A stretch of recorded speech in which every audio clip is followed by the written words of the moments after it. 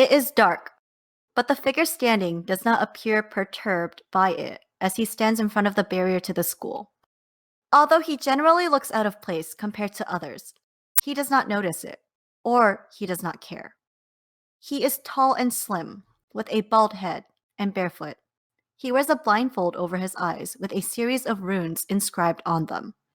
He wears the traditional clothing of a traveling monk, a burnt orange tunic with brown linen pants that allow for unrestricted movement, prayer beads draped across his torso, and a crossbody satchel that appears to have seen better days. He holds a quarterstaff in one hand, and there is a sheathed sword strapped to his back. He reaches out a hand, resting it against the protective barriers. The barriers flicker for a moment, recognizing his magical energy.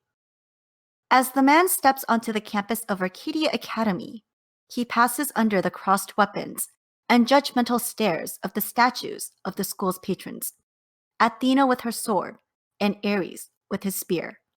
The statues stand approximately 2 stories high, with the gods wearing battle armor.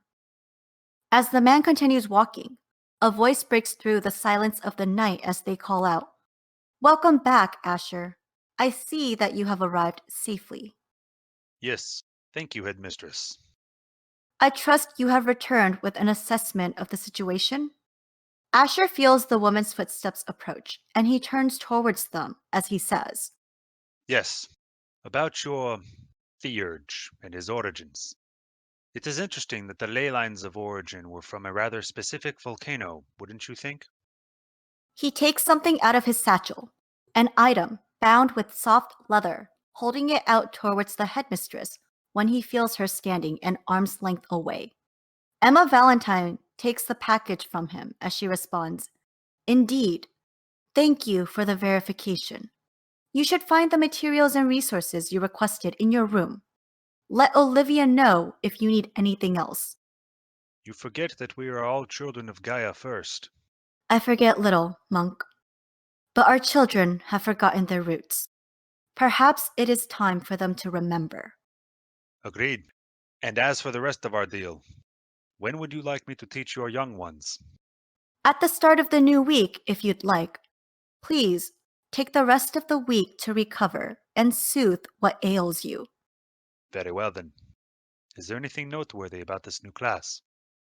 Oh, they're an interesting bunch. Welcome to Arcadia Academy, the elite school for magicians. Here, we teach our students to prepare for battle like Athena, but fight like Ares. All of our students have the opportunity to learn battle magic should they choose. But remember, great magic requires sacrifice. Hi guys, welcome to Arcadia Academy. I'm Kelly, your DM for this campaign. So this is a special episode. It's an interlude episode where we follow our players through a bit of their time at the school and get a peek into their plans and motivations. Each of these scenes were recorded separately and posted in the order they were recorded. Hence, no group intro and no party talk segment for our patrons.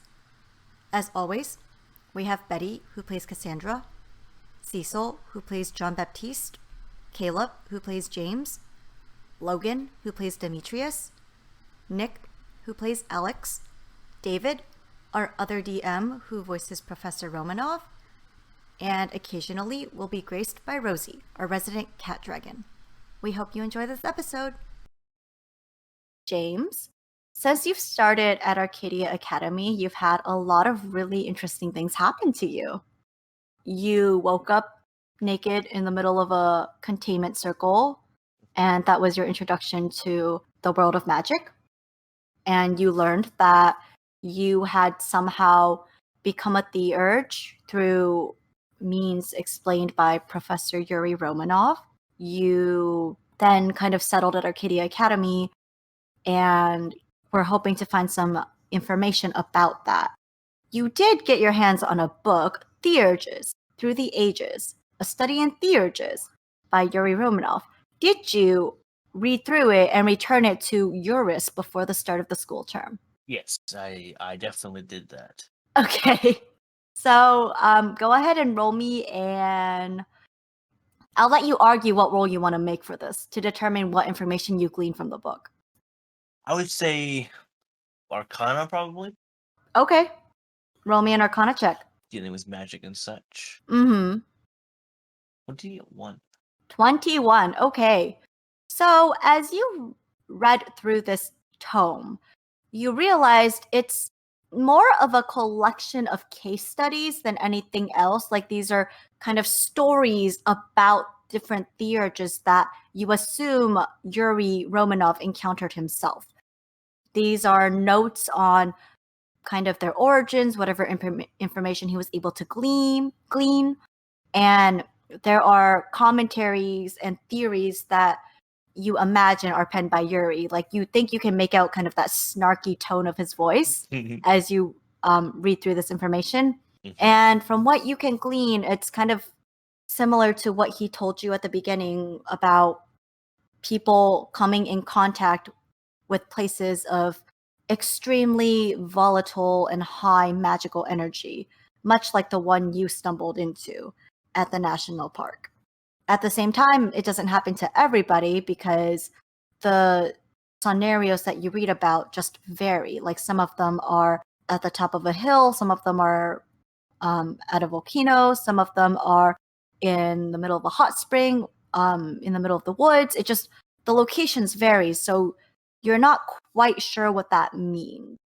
Okay. You just get the feeling that your discipline is probably so unique that a lot more information is needed before you can make any absolute determinations as to what you are and what your abilities are. So, requiring further studies. Gotcha. Yeah, so you definitely return the book to Eurus, who gives you a polite nod and takes the book back, and you assume she reshelves it somewhere.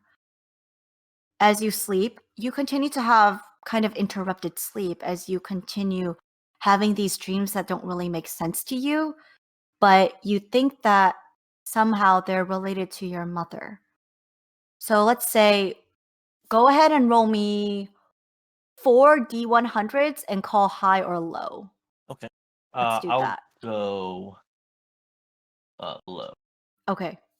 4 D100s. Mm-hmm. Okay. 23, 25, 76.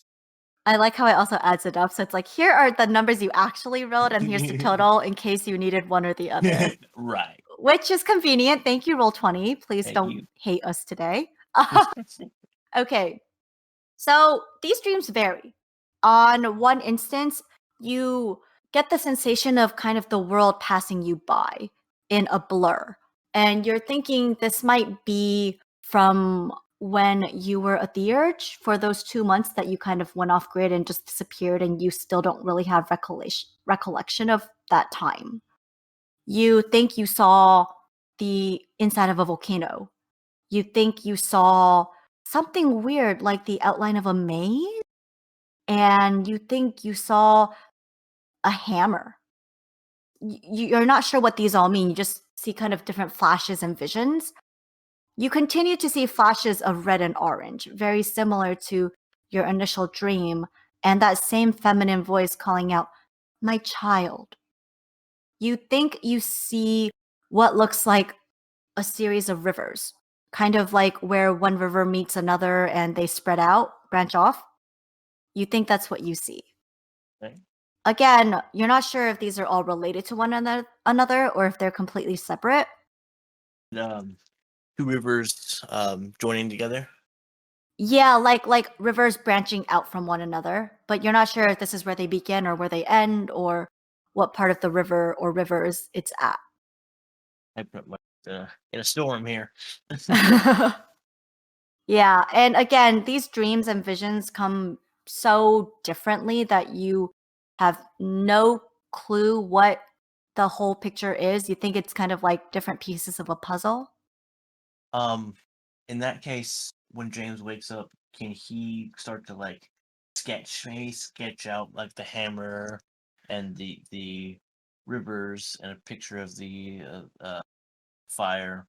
Yeah, you want to like try to like maybe try to start sketching out what you think you're dreaming. Yeah, and see if putting it on in a picture format will help him Sure. recall or. Yeah, I'll let you do that because you did roll high on, well, you called your rolls for the most part. You were pretty successful. So I'll say you do remember those and you're able to kind of make like a rough sketch of what you think you saw. Awesome. Yeah. You also continue learning your discipline from Rosie. Okay. So you continue to observe kind of that same odd behavior you noticed from your first encounter where she'll talk you through something about your discipline, about the urges, and then she'll kind of space out like she's lost in thought or she starts mumbling under her breath. And again, your the-urge ability kind of whispers at the edge of your senses, like giving you that feeling that there's something that you might be able to do to help her. Okay. See. I'm sorry? I'm sorry. I'm pondering about my options here. Okay. Yeah, so on the most recent occasion, you notice something a little different from Rosie's typical attire. Mhm. You notice that she's wearing what looks like a pair of earmuffs and a pair of sunglasses. Is that normal for the season we're in? No. Well, Rosie, what's the new attire?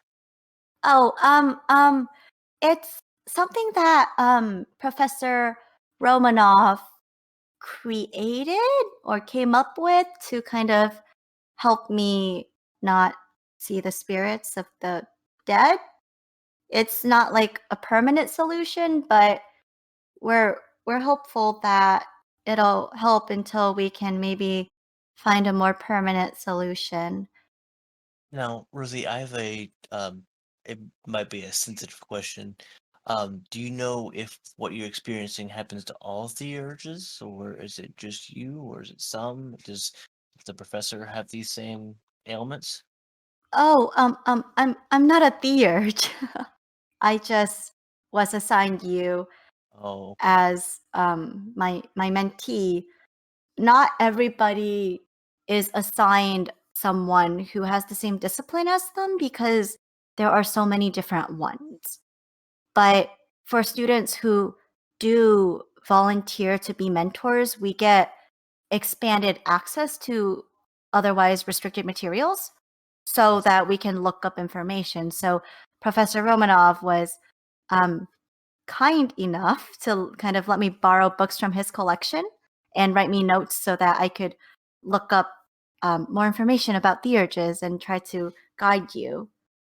I see. But for my discipline, it's, and she kind of at this she kind of glances over like kind of slightly behind you and then lowers her voice a little bit and says, "But yeah, it's not uncommon for my discipline, unfortunately.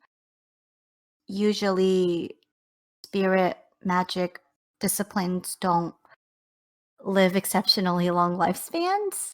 We usually go mad." Oh my.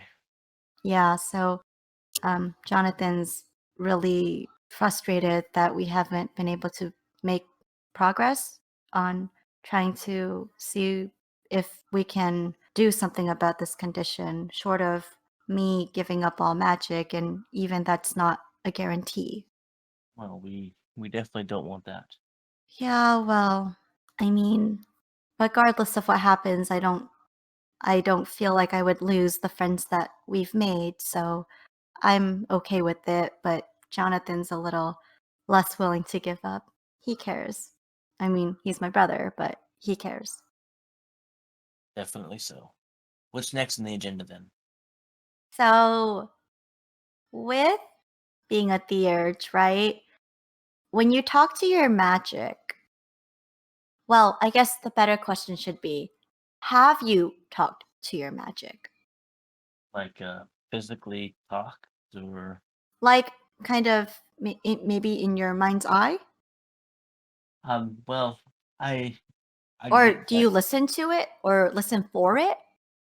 Well, I mean, I've had these dreams. I don't know if that's magic talking to me or something else. It could be.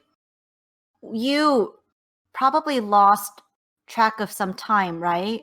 Before Professor Romanoff found you? Yeah, about 2 months. I was Yeah, sleeping. so I mean, I highly doubt that you decided to sleep for 2 months before Professor Romanoff found you. So your discipline probably like took you over for those 2 months and maybe did some exploration or something because you didn't end up in the same spot where you started. Right. So you had to have traveled. And from what I remember, it varies for everybody as to when those memories kind of come back to you or even if they come back to you. But if you're able to get comfortable with your discipline, it's probably going to help. Generally, I don't think your discipline wants to hurt you. Has that happened before? For Theurgis, Well, I guess just in general, has magic, I guess, rejected someone before? well, I don't think rejection's the right word for it, but sometimes when you don't have full control over your discipline, accidents can happen, like with travelers outside of the wards of the school, for example. You could accidentally travel to a place you've never been and have no idea where you are and be stuck there. So that's not your magic trying to hurt you so much as you not having that control over your abilities. Does that make sense? Yeah, I would just rather not lose control, and I don't want to hurt any of my friends or myself because you know. Yeah, and I don't think anybody does. Why don't you take a moment and try to find that core of your magic again and maybe try to talk to it? All right, James will sit down, crisscross Mhm. applesauce, and try and conjure up the same a golden orb, right? As Mhm.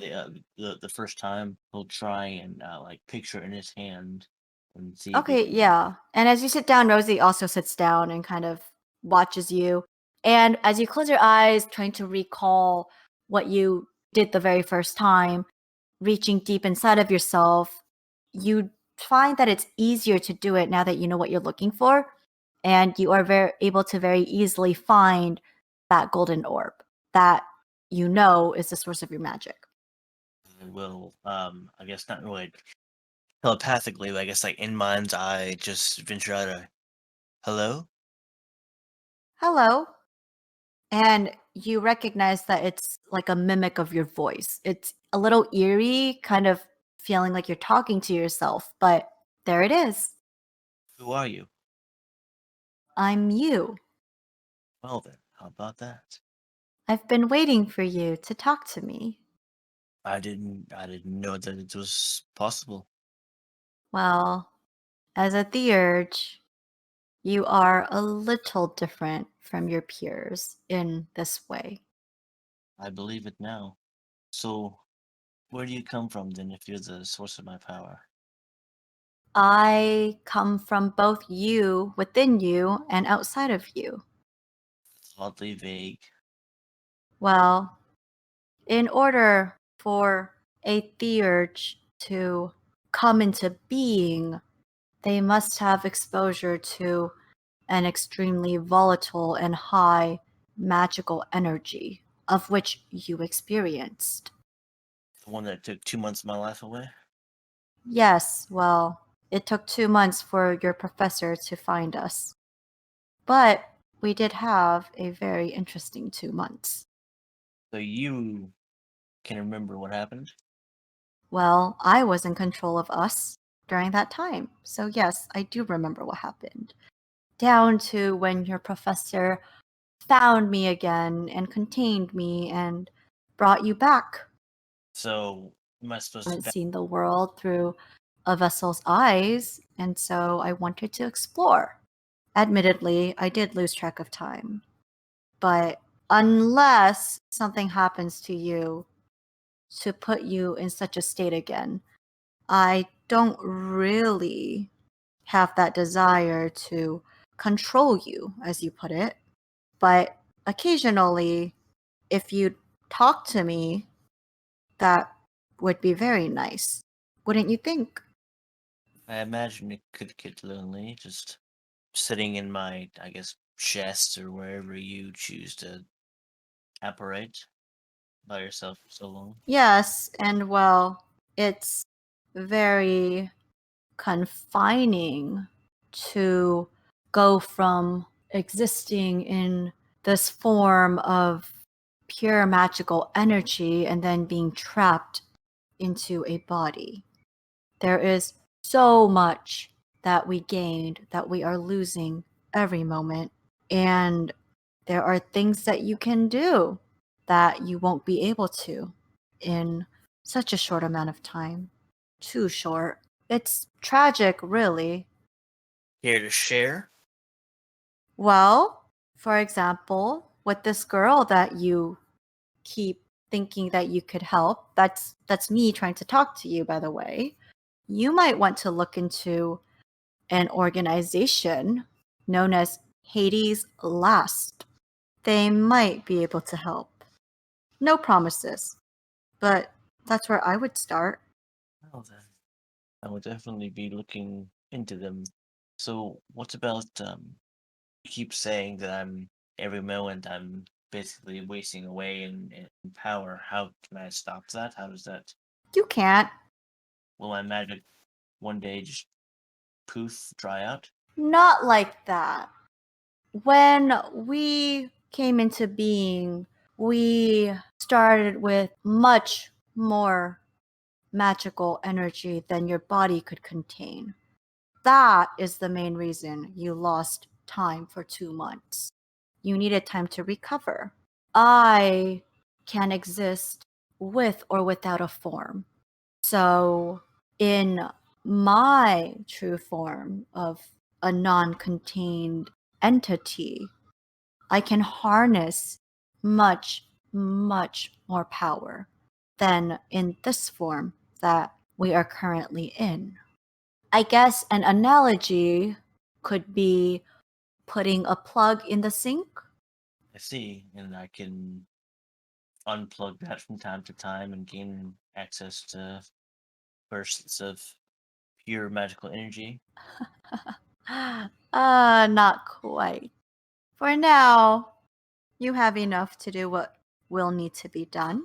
And if it becomes dire enough that we'll need to unplug, then you'll know. It's been very enlightening talking to you, me. Yes.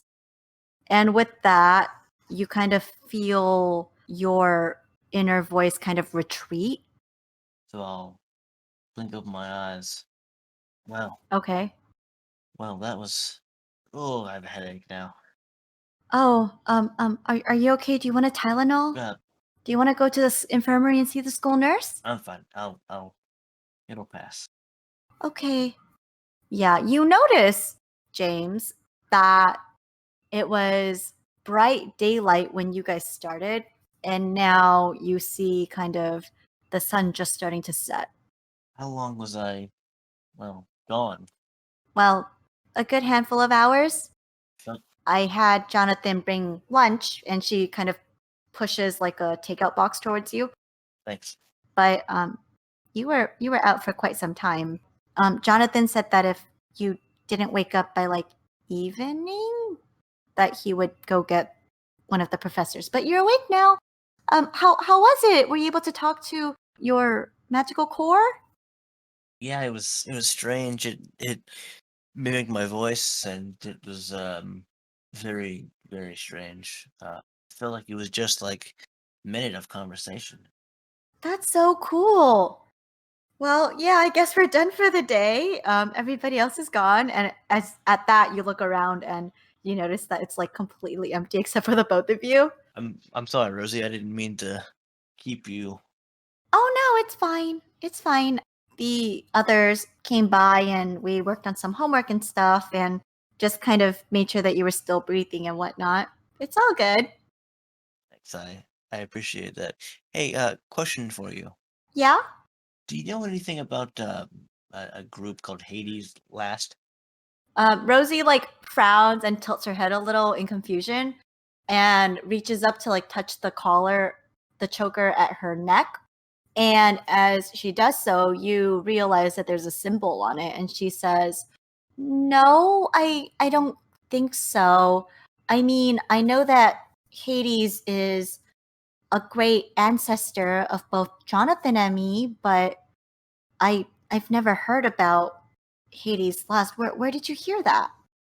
Can I insight check her? Yeah, she's on the level, All right. or at least you don't think that she's being dishonest about it. All right.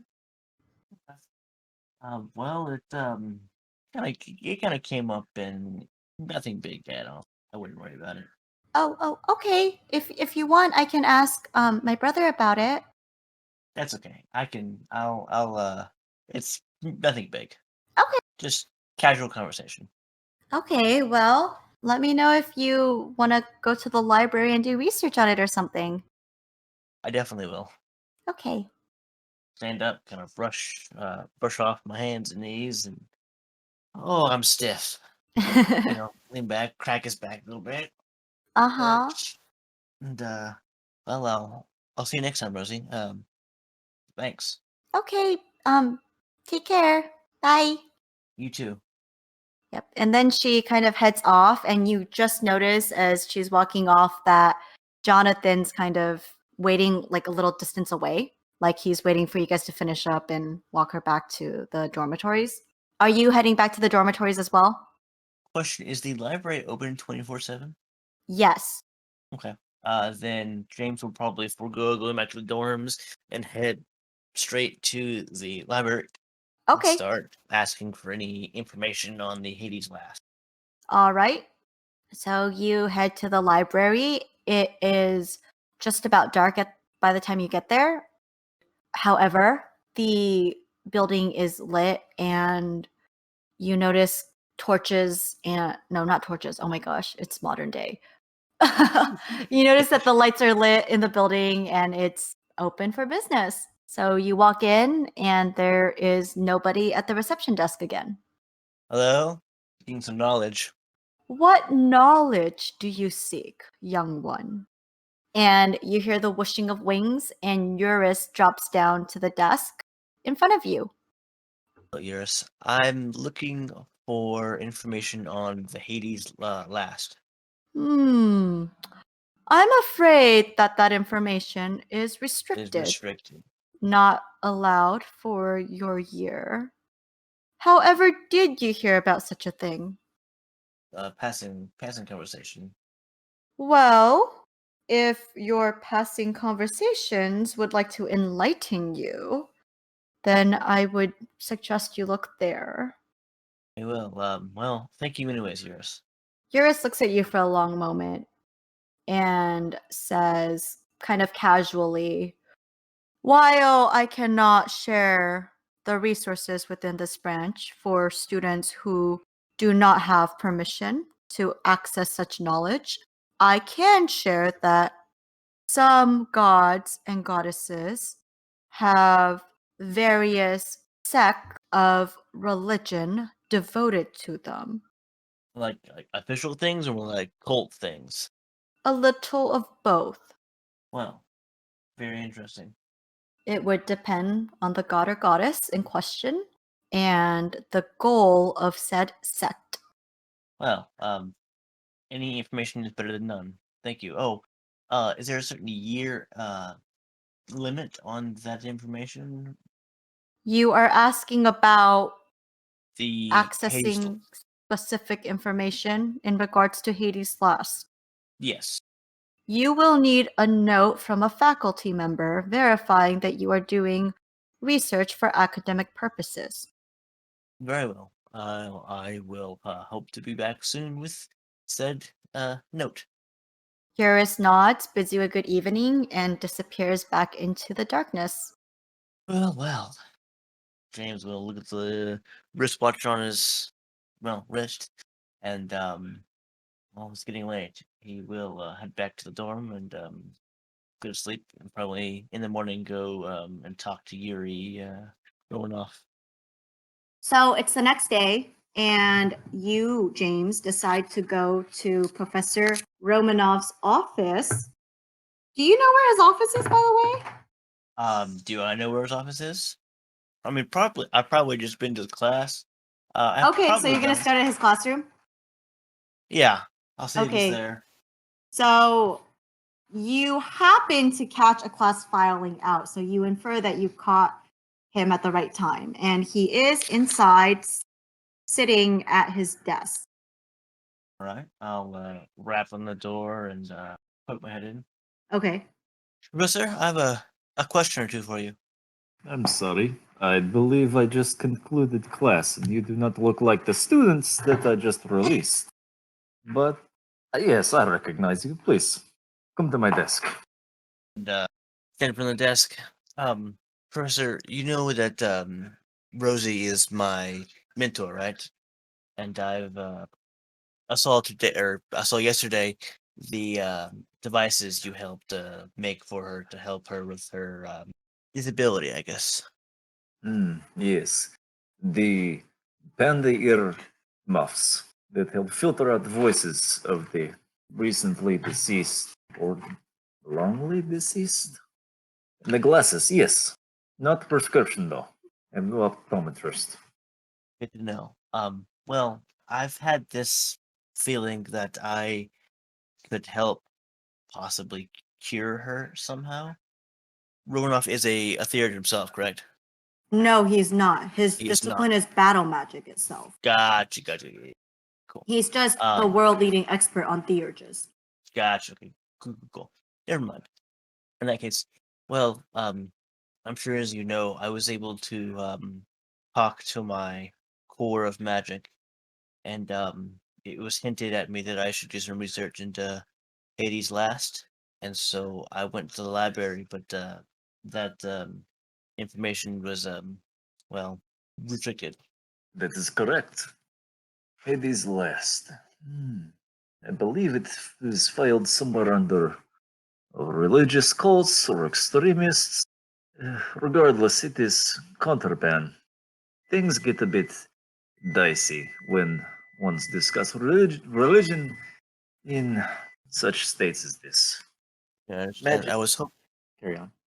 I was hoping to have your permission to at least peruse at least some of the tomes we have on the subject.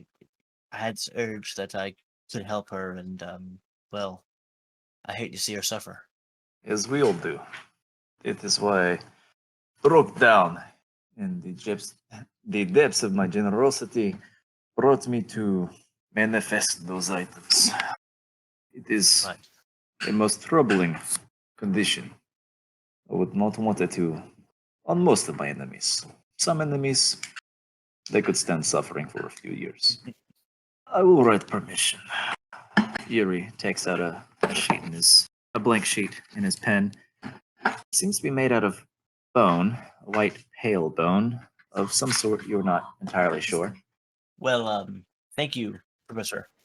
So, you, Yuri Professor. signs down the permission slip, slides it across the table to you. But do me this favor. Yes. Give me a 25-page summary on the information that you glean from Hades' Last. It needs to be short and concise. I have much reading to do and not a lot of time. So I'll be depending on you to make things enjoyable. I will, I'll do my best, Professor. You've read cracked.com, right? Yes. Yes, do it like that. I could use a good laugh. But of course, Professor, thank you again. It's greatly appreciated. Well, I get something out of it too. So, be gone with you. You have much studying to do. And he pulls out a drawer that you heard shut just before you entered. and from within he pulls out a small metallic puzzle set, and he begins manipulating it, trying to remove the puzzle and undo the several links that are entwined within. All a powerful magician. I still can't get these fucking toys undone. Well, we must have at least some weakness, yes? Yes, we must all have our restraints. All right, off with you, son. You have a good heart. Protect it. Will do. And James will spin on his heel and make a exit. All right, so you have your note. James will head back to the library then, whenever he can, reasonably go. I know we're kind of skipping around class and such, Mm-hmm. time wise, but whenever he has a free moment, maybe, well, he'll probably go to the language study first, Mm-hmm. and then afterwards, if he has time, if not too late, he'll go ahead and go back to the library. You present the note to Calypso, who is the librarian at Arcadia Academy. She takes it. She reads it over like 3 times, passes her hand over it like she's verifying that it's legit. And then she says, "Wait 1 moment." Thank you. She disappears into the back and comes back with a scroll that she presses into your hands. Is one scroll all we have? You may have access to 1 restricted material at a time. Let's see. I will keep this note on hand. When you're done with this one, you may have the next one. Very well. Occasionally, 1 scroll is all we have. However, with Hades' Last, the one you have right now is going to be the foremost information on the organization. Other materials are related to the god Hades and the underworld. You may have access to those informations as they are related to Hades' Last. However, with specific regards to Hades' Last, that is all we have. Understood. Thank you. We'll go and find a table and open the scroll and start perusing. So as you open it, you realize it's not in English. Well then, can I tell what language it is in? Yes, you can roll me an intelligence check. Okay. We'll say straight intelligence. Alrighty, intelligence 12. Okay. So, since you literally just started learning your languages, you think that it's in ancient Greek. Well, there's not any, like, cell phones and such are restricted in the library, right? Yes. And there's not any like computer terminals or anything in the library, I'm guessing. There's no computers in the library. Right. That's kind of what I thought. All right. Well, I'll go back to Calypso. Is there a cipher or something that can help me read this? I'm not quite up to. I just started my Greek studies. I'm not quite up to snuff yet. Some students have access to spells that offer a temporary translation for some time. If you do not have access to such a spell, you may see if an older student might be willing to grant you that. You have the option of purchasing a temporary translator. However, those are prohibited during your exams, and they may only be used within the confines of the library or your dormitory room. So here's the question. So I have a theurge ability Mm-hmm. that I can just like cast one spell at a level I know. Would I know of the spell to be able to cast it? So, as you're thinking about this, here's the way I'm going to word it to you. If you're thinking about that ability or that spell, I'm going to say that the urge senses kind of tingle, basically, like Gotcha. Spidey senses, and that's how you're going to be able to cast it. Plug in the spell. Versus you needing to like read up on every single Right, spell. yeah, that'd be So, as you're thinking about like, I wonder if there's a way that I could, maybe temporarily translate this, you kind of get the feeling that yes, there actually is a way. And as you concentrate really hard on the scroll, you do cast comprehend languages.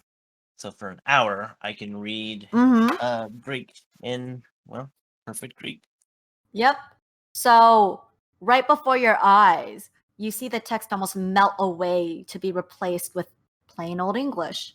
And Calypso's eyebrows kind of lift a little bit, and she says, "Well, I guess you don't require assistance after all, young one. Off with you now."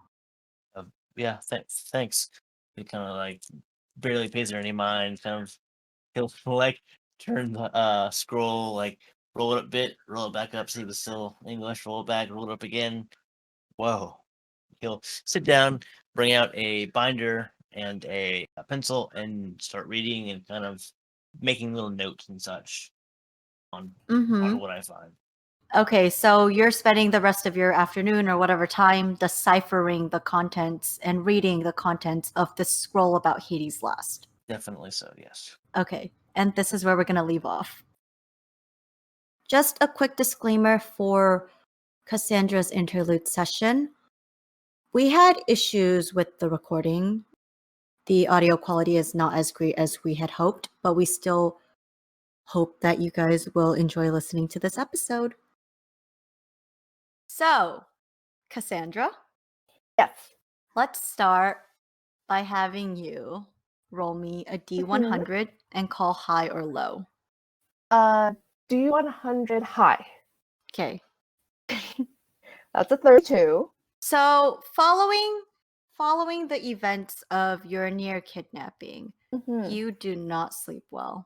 You find yourself just not feeling safe, tossing and turning in your bed all night, and for the first time in a long time, you have nightmares. Okay. It's hard to really imagine the shape that they take. You wake up sweating and breathing hard and just feeling so scared, but you're not able to recall a lot of the really fine details. You have flashes of images of someone hanging from a wall, like in chains, and a dark voice taunting them. And you have a flash of a tarot card.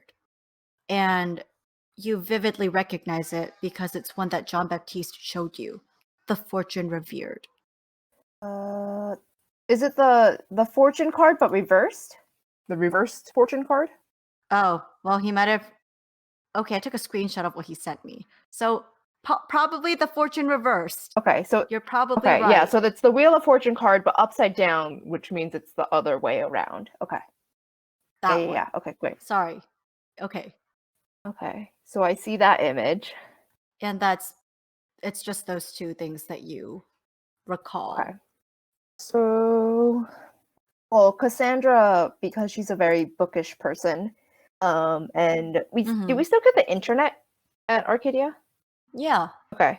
You guys aren't like completely cut off from technology. It's just that there are certain areas on campus that are personal technological device free zones. Okay. So those would be the classrooms, the library, and Olympia Village. Yeah. So Cassandra, because she's like an intellectual person, then she would search to see like, okay, what exactly is this card? Because she like John Baptiste, of course, gave her like a reading, but she would want to like look up the meaning of the card like in general just to see.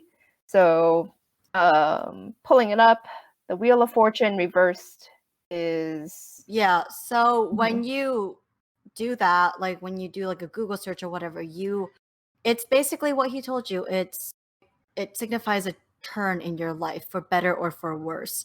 The way that John Baptiste pulled the card was for the worse. Yeah. So it doesn't leave you feeling any better. Okay. After you do that search for yourself. Mm-hmm. You also discover that Arcadia Academy is home to a cluster of lost cats roaming the streets, for they meow at night, climb the trees, I can hear one right now. and demand you feed them. Wow. And the thing And is, my for our bedroom listeners- is right next to a tree. So yeah, I'm probably just hearing that cat right now. Probably. And for our listeners, that is the beautiful, wondrous sound of our resident cat dragon, Rosie.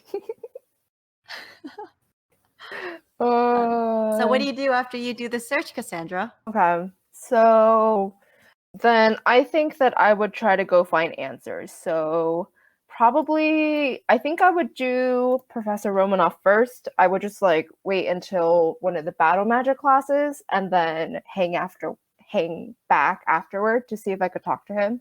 Okay. At what point are you trying to do this? Because you also have your own classes. Are you like rushing into the building like after one of your classes ends?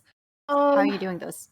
So, well, it's just after one of the battle magic classes that we have, you know. Oh, gotcha. Yeah. Okay. Yeah, so I'll just hang back Cool. afterward and see if I can talk to him after class. Okay.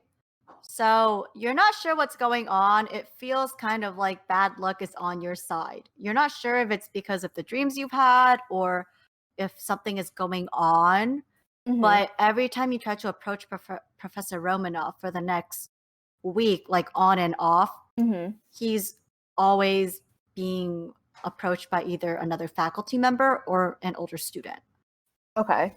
So You hear whispers from the older students about the students that were attacked the Sunday following the party, but you still can't get a name. And Professor Romanoff, after being approached by either faculty member or student, seems to disappear before you can catch him. okay. So then I don't get a name of like the students that disappeared. So one student was attacked and one student went missing. Yeah. And Okay. the older students have speculated as to who they are, but they have been very tight-lipped about this. They won't tell us even though we ask. Did you ask? Let's see. I feel like I would have asked my mentor. Okay. So you continue to see Ruga 3 times a week on Mondays, Wednesdays, and Fridays for individual study of your discipline. Mhm. And did you tell him about the incident? To be fair, because he is your mentor, he probably would have found out about it. Yeah. So even if you didn't tell him, he would probably give you kind of a sympathetic look the next day or whenever he saw you Mhm. and say, hey, Cassandra, I heard about what happened the other night. Are you doing all right? I'm okay. I haven't been sleeping that well, but that's to be expected, I guess. I'm doing Yeah. okay. Is this They fixed your door, right? And professor Yeah. and headmistress, they reinforced the wards. Yeah, that's what they told me. They told me that I wouldn't be able to use my discipline anywhere on the grounds anymore, just as a precaution. So from my understanding, it was specifically for your room. Oh, okay. So I believe that Professor Romanov would have reinforced the wards on the entire floor for the first year dorms, but specifically For my room. additional enforcement would have been placed on your door for your room. Okay. That makes sense. Because you do need to learn how to use your discipline, and if you couldn't safely practice it on the school campus grounds, you would have nowhere to practice. Yeah. So I guess what I'm worried about is that would you happen to know if this was an outside event or was it a consequence of me not knowing my discipline well enough? That would depend on the finer details of what happened. I only have the most basic knowledge of what happened with you. I wasn't given a lot of details. What did they tell you? Just that the wards were breached and that you were targeted, which from that alone sounds like an outside job. Yeah, Because that does. anyone key to the school grounds could have walked right in. Yeah. Wait, so was this similar to the last time this happened when those two upperclassmen disappeared? No, that's a completely different thing. So it was a different I know it happened at a different time, but it was a different nature of attack? Yes, it's not related to what happened to you. How do you know? How is anyone certain? There are things that you'll find, things that you kind of earn, is the best way that I can put it, the longer that you're here. Okay. This So is one of those things. All I can tell you is that what happened to you was not what happened to the other students. Do I have to also worry about what happened to the other students? Is that some other type of event that comes from the outside that is also targeting students? I can't speak of the nature of what that is. I'm sorry. Okay. You can't even tell me if I need to worry about that, if there's something that I should avoid, if they did something that brought it upon themselves that we should not do. I think that you've got more pressing matters to be concerned about, like continuing to learn how to harness your discipline. Will mastering my discipline decrease the risk of what happened to me happen again? I don't know. Okay. All I know is that it's infinitely worse if you don't. Okay. It's That makes sense. it's like having a nuclear bomb and not knowing what to do with it. Okay. So how do I master my discipline? Is it just practice? Do I just teleport everywhere all the time to just practice? Well, it is going to be practice, but you should also, be careful with it because anti-magic wards are a thing, anti-traveler wards are a thing. Okay. Anti-traveler wards are used, as you might imagine, to target travelers or to prevent travelers from escaping. So you have to be careful where you travel to. What happens if I try to travel somewhere that is within a ward? Then you're not going to leave.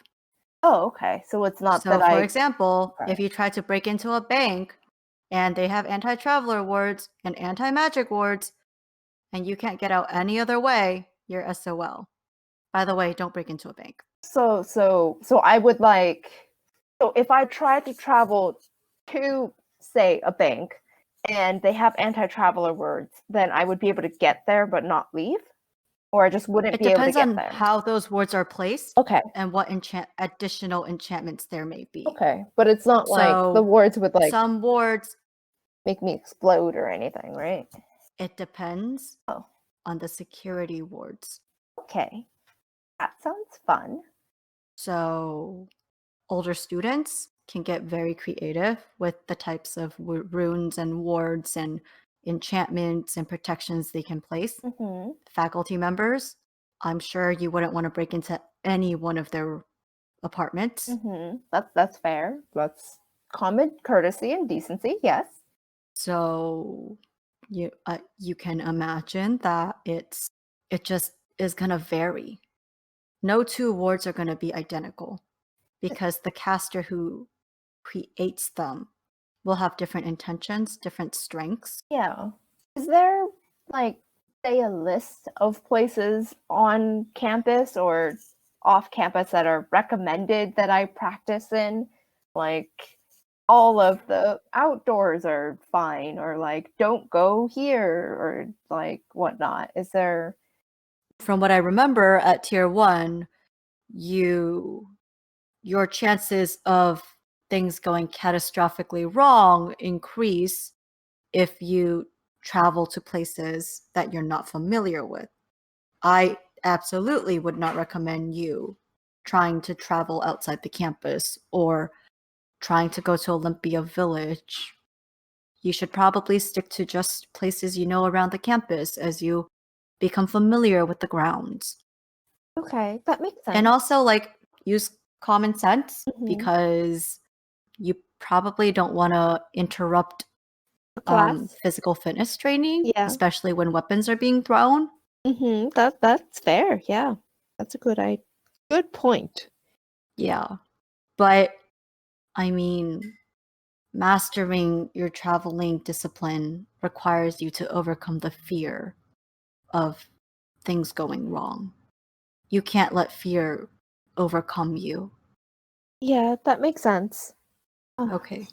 Well, So get comfortable and go travel somewhere. okay. And this time, you choose where you're going, and I'll come find you. Okay. Is this during one of our sessions? Yeah. Where do I want to go? Can I go to the courtyard in the middle of the building, in the middle of the residential building? Yeah. A big tree. I mean, you have to focus and, concentrate. Yeah, that's where I want to go. Okay, so I am going to visualize. I won't tell him where I'm going. We'll visualize that giant tree. Yeah. Since it's really like I see it every morning when I open my curtains and whatnot. So I'm visualizing it, visualizing the tree, closing my eyes, imagining the magic orb that was in like toward my center. Your magical core. Yeah, my magical core, imagining that. I think the thing that I did last time was that I had the magical core surround me instead of me holding it. And I will try to travel there. Okay. So you close your eyes and you reach deep inside of you. Concentrate on your core of magic. Follow the steps that you took the first time you traveled. And you notice that this time it's a little easier to kind of direct your magic to surround you and envelop you. And you close your eyes and you think about the courtyard with that huge tree and the soft grass and how comforting it is and what it looks like every morning when you stare at it. And you hear kind of this soft whooshing of wind, and the ground that you had been sitting down on is suddenly soft and different and comforting. And you open your eyes and you are in the courtyard. Okay, cool. You startle a couple students who have been studying nearby as they were not expecting you to pop out. You don't recognize them. You assume they're older students. They look at you with open curiosity and they kind of lean in and whisper to each other real quick and they kind of let you be. Okay. Gonna wave at them and sit down underneath the tree. Yeah, they'll wave back. About 25-30 minutes pass before Ruka comes running in, kind of takes a look around, spots you and goes, "Found you! Cool! Good job." Thanks. If you want, I can send you a message next time. So it's not a game of hide and seek every time this happens. Oh, yeah, that would be really helpful. Yeah, let's do that. I don't know how far, let's see, 120 feet might not go across campus, but maybe. Yeah, well, Professor Walker says I should work on my endurance anyway, so he probably would approve of this exercise. Yeah. I can probably shoot up sparks, because it'll be usually probably somewhere outside. I can just shoot up some sparks. I mean, I guess next time you could also just tell me where you're going to. I guess we should do that instead. Works too, but it's not as fun though. Yeah, well. Yeah. Okay. The upside to it is if I get there and you're not there, then obviously something went wrong. Yeah. So, I mean. Yeah, we'll do both. I'll shoot up sparks and I'll tell you where I'm going. That works. Yeah. Okay. Okay, so you definitely feel that you are becoming more and more comfortable with using your discipline. You can't really help that tiny shiver of fear as you remember that sensation of this foreign feeling invading your body from when you were almost kidnapped, but just feeling the purity and the cleanness of your magical core untampered with brings you an immense measure of comfort that you can't quite describe. So what's next for Cassandra? Okay. Do I know where the headmistress is? You would infer that she's probably at her office. Do I know if she has like hours, like office hours? So it's not explicitly stated on the pamphlet for the school, but as you think about this, you remember that she basically has a personal assistant, Olivia Quinn, who is the general counsel for first years. So you could probably talk to her. Okay. I'm just going to go directly after class to the headmistress's office and knock on her door and see what happens. Like at the end of the day when I have all of my classes are done with, I'm just going to go knock on her door, like right after class. Okay. See what happens. There's no response. Okay. None at all. None. Oh, You don't hear okay. any sound Then inside. I will go find Olivia Quinn then. Okay, so the general counsel for first year office is like clearly labeled, and the lights on. And when you knock on the door and poke your head in, you see Olivia Quinn sitting behind a desk. She's got a massive stack of paperwork that she's working through, kind of quietly grumbling to herself. But she kind of perks up when she sees you and says, "Oh, hello, Cassandra, right? Yes, Cassandra. I Hello. had a question. Yes. How can I help you?" I wanted to talk to the headmistress. She doesn't seem to be in her office. Does she have general hours in which people can talk to her and ask her a question? So the short answer is not quite. The headmistress is very busy. Her schedule changes throughout the day, and oftentimes unexpected things come up. She does go off campus quite a bit as well to handle affairs. Okay. Is there a particular topic that you wish to speak with her about? I just wanted to talk to somebody about what happened. I've been trying to talk to Professor Romanov since he was there, but I never seemed to really catch him at a good time. So maybe I was wondering if maybe the headmistress would be available. I'm just worried and just wanted to talk to someone. With what happened to you, Mm-hmm. I am sorry to hear that.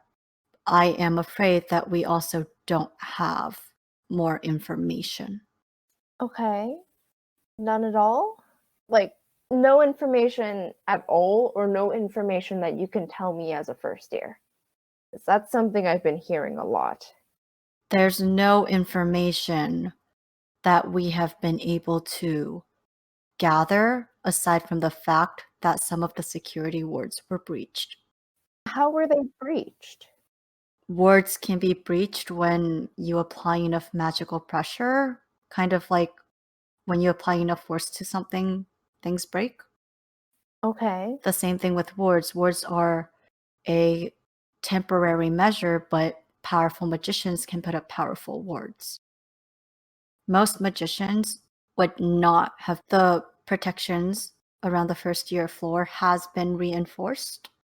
Our hope when assigning the floors was that first years at the very top would be the most protected because they would have 4 years of students to go through before reaching you, the most vulnerable of us. Clearly, that was not the case. I can't promise that it won't happen again, but whoever is behind what happened would have to try significantly harder. So, does anyone know if this is the work? So, it seems like you all assume it's the work of a magician, so of a person, and not of some other creature, since apparently there are creatures in this world. Is that correct? So let me paraphrase or reframe what I was saying. It would take a significant amount of magic to breach the protections. Yes, there are creatures who have magical abilities and possess magic. Some are much more powerful than others. It's similarly said for humans and magicians. At the end of the day, magic is magic. Okay. So, someone of magical power, one person, multiple people? Is this something I'm going to have to worry about when I'm off campus? Young one, there's a lot we still don't know. I understand that you have concerns and that you have every right to be concerned. There are quite a few things happening right now that we are trying to figure out. And when we have answers and are at liberty to share them with the rest of you, we will. And you're welcome to come back and ask questions, but we're not going to have results any sooner.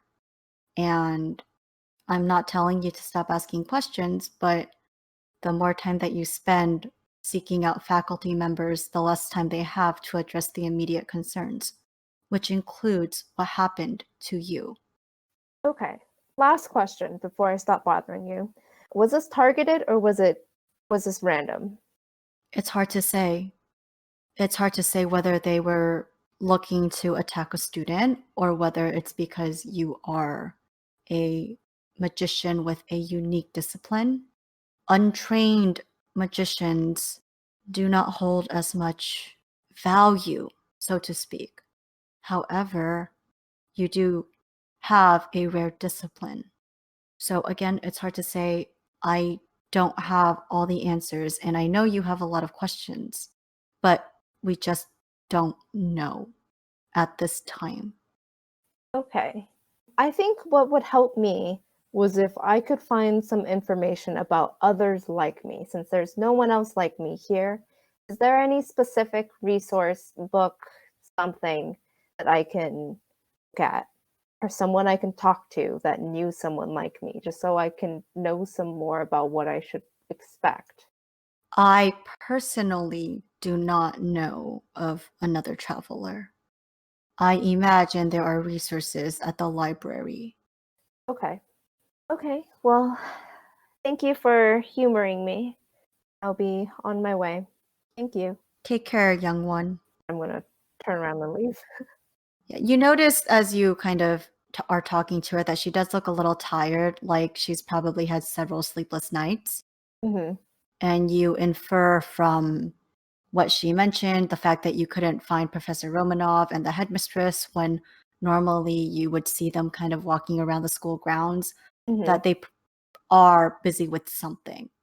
Yeah, like Cassandra knows that, but like she's not happy with the fact that no one's being transparent. Like she wants to know like everything that they know, just like, okay, like it wasn't that, sure. It could be this maybe, but she wants to be in the loop. But and also it's just like the stuff that Ruga's not telling her, then like she's just unhappy about the whole situation, like the stupid secrecy. It's like, why? There's no need for this. We're all like, it's just like we're not teenagers. We we can be trusted with this kind of stuff. So she's frustrated. Yeah. And I mean, you can look at it one of two ways too. You can look at it as this is a world where you have to earn the right to know things. Yeah. Or alternatively, this is a world where knowledge is given out to everybody, and then the consequences for breaking that are like immediate death and execution. I chose to go with the first one. I guess like she didn't have a choice in any of this so far, you know? Like she has these powers, Yeah. she didn't have a choice. And like so she's like, okay, well, now I'm just trying to do my best, and if people don't like help me with what I think I need, and you just say that this will be fine, but then something happens and she's just upset. She was promised safety, she was promised an education, and you know, she just doesn't feel like she's getting it. Well, So she's just gonna Cassandra was promised an education. She wasn't promised like exclusive safety. She was told that it would be safer for her to be at Arcadia than anywhere else. That's fair, but like still. Like if you could see my body language right now, like I'm like my arms are crossed so tight. I'm just like upset. I'm like, oh gosh, why is no one cooperating? I just want to know things. Well, to be fair, did you try to insight check Olivia Quinn or Ruga? I didn't. Oh no. Boo. Okay. So I'm just without upset. doing that, all you know is that they've said they don't know. Yeah, that's fair. I just take them at their word and be upset about it. Yeah, but that doesn't change anything, whether Yeah. like they don't know. Like there's nothing you can do about not knowing. Yeah, that's fair. Whether that's true or not, different Yeah. story. But yeah, that's fair. I didn't do any of that. Cassandra's just gonna stomp being up. She's just gonna be upset and stomp over to the library. okay. Yeah. You know, So I Cassandra would goes like to to the do that now that library. you brought it up, but since I didn't do it in the moment, I probably shouldn't. But you know, fine. So Cassandra goes to the library. Yeah. When you walk in, it's quiet as it normally is, hmm but nobody's at the reception area. Okay. There was a bell last time, right? No, I'm pretty sure there's no bell in the library. Okay. Oh, that makes sense. It'd be really annoying if There's people a reason pushing why, but bells. I'm pretty sure there's no bell in the library. Okay. Like, I would not have put a bell in the library. And then just watch, like, me go back to listen, like, to episode 3 or 4. God damn it, there's a bell in the library. Okay. So no one's at the desk? There's a bell somewhere, but not at the library. There's no one there. Okay. Can I, like, go, hello? Is anyone here? After a couple of moments, you hear the sound of approaching footsteps, and Calypso walks out and goes, "Hello. How can I help you, young one?" Hi. This is Betty forgetting. Have I asked about books about my discipline? I feel like I have. You did to Eurus. Okay. And then what did he say? So he directed you to a section in the library, and you did a search, and you found like a general book about disciplines, Okay. but not really anything specific, like nothing that digs deep into like a traveler. Okay. I mean, yeah. So I'm gonna ask Calypso. Hi, I'm looking for books about my discipline, like anything about it. Maybe like even if it's like legends about people who had it or whatnot. I'm a traveler, so do you have anything about other travelers or the discipline in general? Just anything at all? A strange expression crosses her face as you mentioned that you are a traveler. Can I do an insight check? For what? To see if I know what the expression is. Like, is she like strange expression? How? Like, is it fear? Is it worry? Is it You can. okay, anger? Any of that? Okay. It's a 2. So, Oh wait. Can I use my chrono shift? yes. So it was an 8 instead of a 2. Yeah. So yeah. she schools herself really quickly, so you're not really able to decipher what's going on. And she says, when you tell her that you are a traveler, she says, "I'm sorry, young one, but I'm afraid that all materials pertaining to travelers have been removed from this branch." Okay. Is it in what branch is it now? It's been sent away and I don't know. I'm not Oh. authorized to know. So who does know? My boss, Who's your boss? she's not here, young one. She's elsewhere. Okay. Well, she's not on campus? No. When will she be back? I think you're misunderstanding me, young one. I'm assigned Uh-huh. to this branch. This is a branch. My Oh. boss is in charge Okay. of our main branch. Okay. Where is the main branch? I'm not at liberty to discuss such information with you. Oh. Okay. So when will the materials be back? I don't know. Okay. And can I request that they come back? I'm afraid not. They've been removed from circulation. Okay. When did this happen? At least a couple weeks ago. Okay. And a couple weeks ago was when the attack happened, right? No, so the attack happened at least a week ago. 2 weeks ago would have been before the attack. Okay. So the books were removed before the attack. Mm-hmm. Were the books removed before when I first asked about books? Probably not, because that would have been I asked about The very first time you asked was 2 weeks before school started, the term started. uh-huh. From what she's telling you, you Uh-huh. would infer that they may have still been available At that time. when you first asked. So then I'll ask her, well, what about storybooks or legends or anything like that? Young one, when I said all materials pertaining to travelers, I meant all of them. Hmm. So you may still find a general book that mentions disciplines in general and travelers may be listed in it, but anything more than that is no longer available here. I do apologize, but that's not something I have control over. Okay. Oh, that's so annoying. I'm so annoyed. Calling with that. What am I supposed to do now? I'm Oh sorry. my god. Ah. Okay. Oh my god. Okay, so this entire session is like, nope, no information there, none there, no one there. Like, oh my god. Ah. Okay. Cassandra's probably going to go to her room in this process and try to figure out her next steps, because those were the steps. What to do now? Not entirely sure. Did you want to attempt to speak with Mariana? Yeah. I think she'd do that the next day. I think she's had enough for one day. She'll do that the next day, though. She'll try to find Mariana. Maybe on a... Okay. Yeah. So Cassandra goes back to her room, kind of discouraged after a week of kind of fruitless attempts, and not from lack of effort.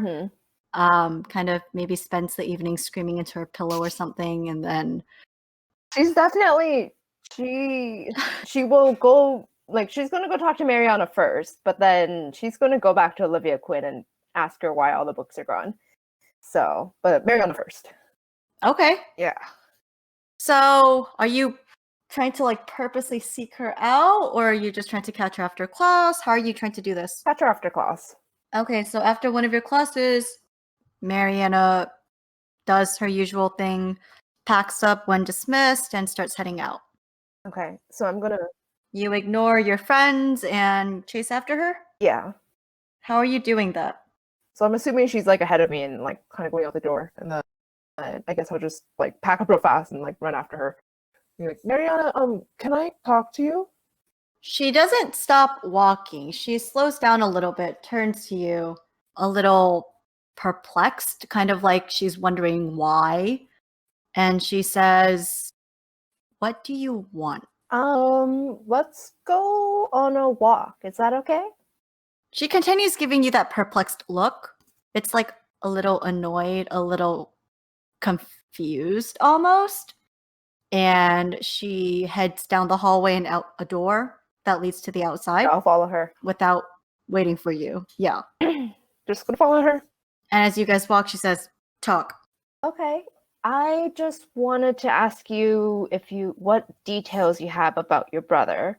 Just because that thing happened to me and I wanted to know if it was perhaps the same thing. You mean to ask if my brother was a traveler? That and or if He wasn't. okay. What was he, if you wouldn't mind me asking? He wasn't a traveler. Okay. Well, I just wanted to compare, like, to see if what happened to me that other night. I'm assuming you know what happened. I'm assuming everyone on the floor probably heard. I just wait for her to say like yes or no. What makes you think that I care about the ongoings of other students at this campus? Because you were looking for your brother who is missing, dead, and something tried to take me out of here, which would have turned me into a missing and or dead person. So I wanted to see if perhaps there was a connection. If they had succeeded, maybe it would have been similar, or maybe what happened to your brother was what happened to the upperclassmen. I don't know. I just wanted to see if there was any details. If I had all the answers as to what happened to my brother, I wouldn't be here. I'm not asking for answers. I'm asking for any... I don't know what happened to lead to my brother's disappearance. Okay. No one has told you is... I don't have details. Nobody knows what happened. One day he was here, one day he wasn't. And all anybody's interested in is asking me about it. I'm sorry. I didn't mean to come off that way. But you did, with no regard. I wanted to see if we could help each other. Because it seemed like you were trying to figure out why he was gone. And What do you have to offer me well, I don't know. that would be worthy? I don't know. I just knew that he disappeared, and I knew that I almost disappeared. So I didn't know if anything that I had could be of help. But I just assumed that in good faith, if I tried to offer what little I knew, if there was any chance of me getting what little you know, and if we could add that up and create anything out of that. It seems like there isn't anything. So, do you know what value you have as an untrained traveler outside of the safety of this campus? I was told I have very little value. You're bait. That's all you're good for. Okay. Until you're trained, you're not very helpful or useful. 8 for what? And with that, she turns to walk off and she says, "Don't approach me again." Wait, Mariana, bait for what? She's gonna like grab her wrist. Bait means that something is being something is targeting. So what is it? You have potential.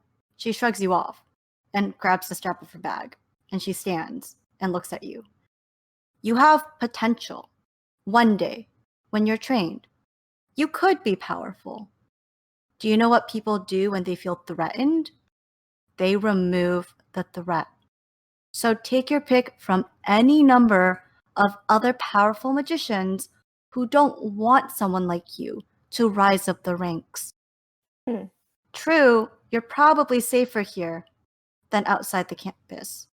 And was your brother also a potential powerful magician? No, oh my god. He was a nature discipline. He was really good at what he did, but nothing special.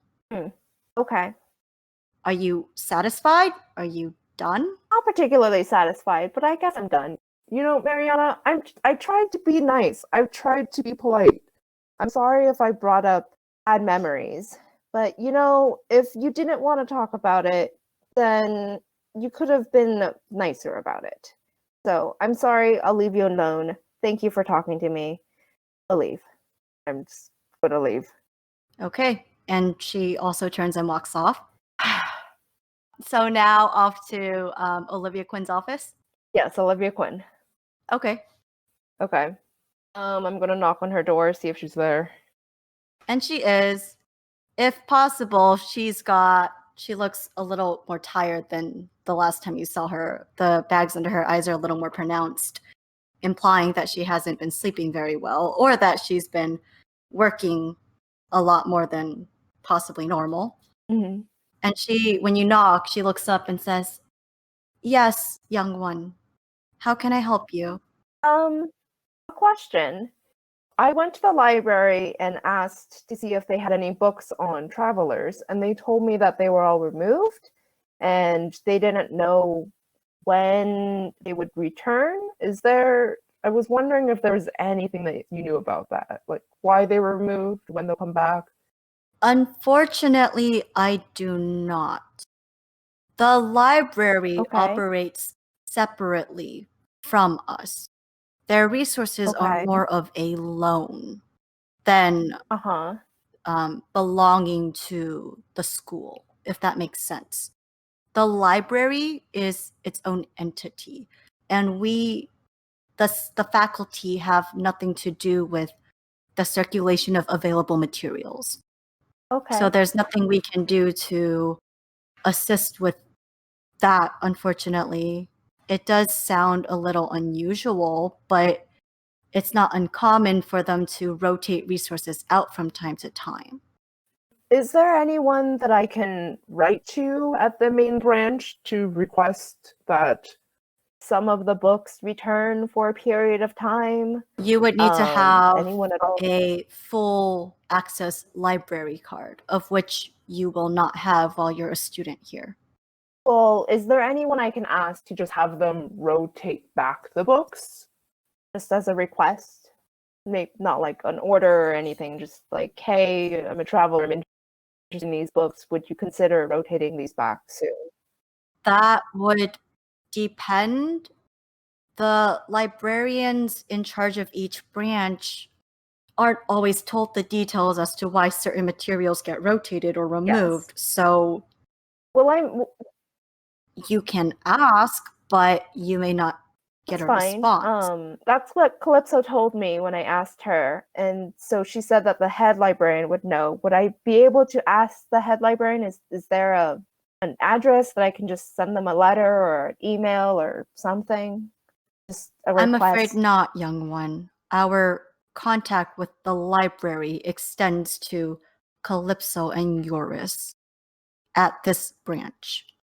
Oh, I don't think anybody reaches out to the head librarian. They have a lot of duties, whoever they are, with maintaining the integrity and the safety and protection of each of the other branches. Furthermore, okay. magicians are not privy to the whereabouts of the location of the main library. Okay. Okay. Thank you. Unless you're a librarian yourself, and I don't even know if they are told such information. Okay. They go to great lengths to protect their knowledge. We are fortunate to be able to access the resources that they've been willing to share with us.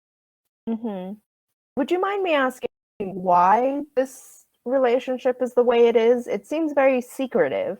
Like, whoever controls the information controls a lot of the power. If you keep the population ignorant, then they won't know certain things and whatnot. It doesn't seem very democratic. Whoever told you that our world operated on democracy? What does our world operate on? But nonetheless, the librarians are keepers of knowledge. They have been blessed by their patron goddess, and as such have been tasked with protecting and determining what knowledge is too dangerous to be allowed into the public perusal. And who decides what is dangerous? The head librarians, those who work at the main. There's more than one? I'm not quite sure. Okay. The ones who work at the main library, they are the ones who delegate tasks, who send out retrieval specialists, who assign senior librarians, such as Calypso, to different branches. There's a very tight-knit, loyal organization within the library, and they maintain that secrecy among themselves to protect knowledge. All right. Now, I will tell you that not all magicians agree with the way the library runs things, but this is how it's always been. Okay.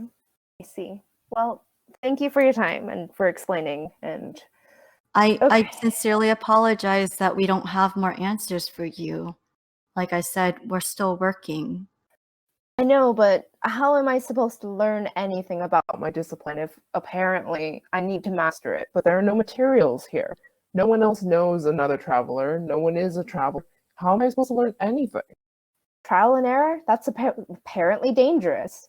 So, She gives you kind of a sympathetic smile as you leave and eventually returns back to her stack of paperwork that seems to have doubled overnight. yeah. I feel kind of bad by bothering her, but also like, she's the only person I can bother. So, Yeah. Anything else on your agenda? Or on Cassandra's yeah, agenda? I want to go to the library. And see if I can like find history about like the Society of Magicians or like a current book about like how the society is like run and like who the powerful magicians of the time are. So when you go back to the library this time, you do see kind of the sections, the map. Oh my God, what's it called? And you easily make your way to a section on like the history of magic.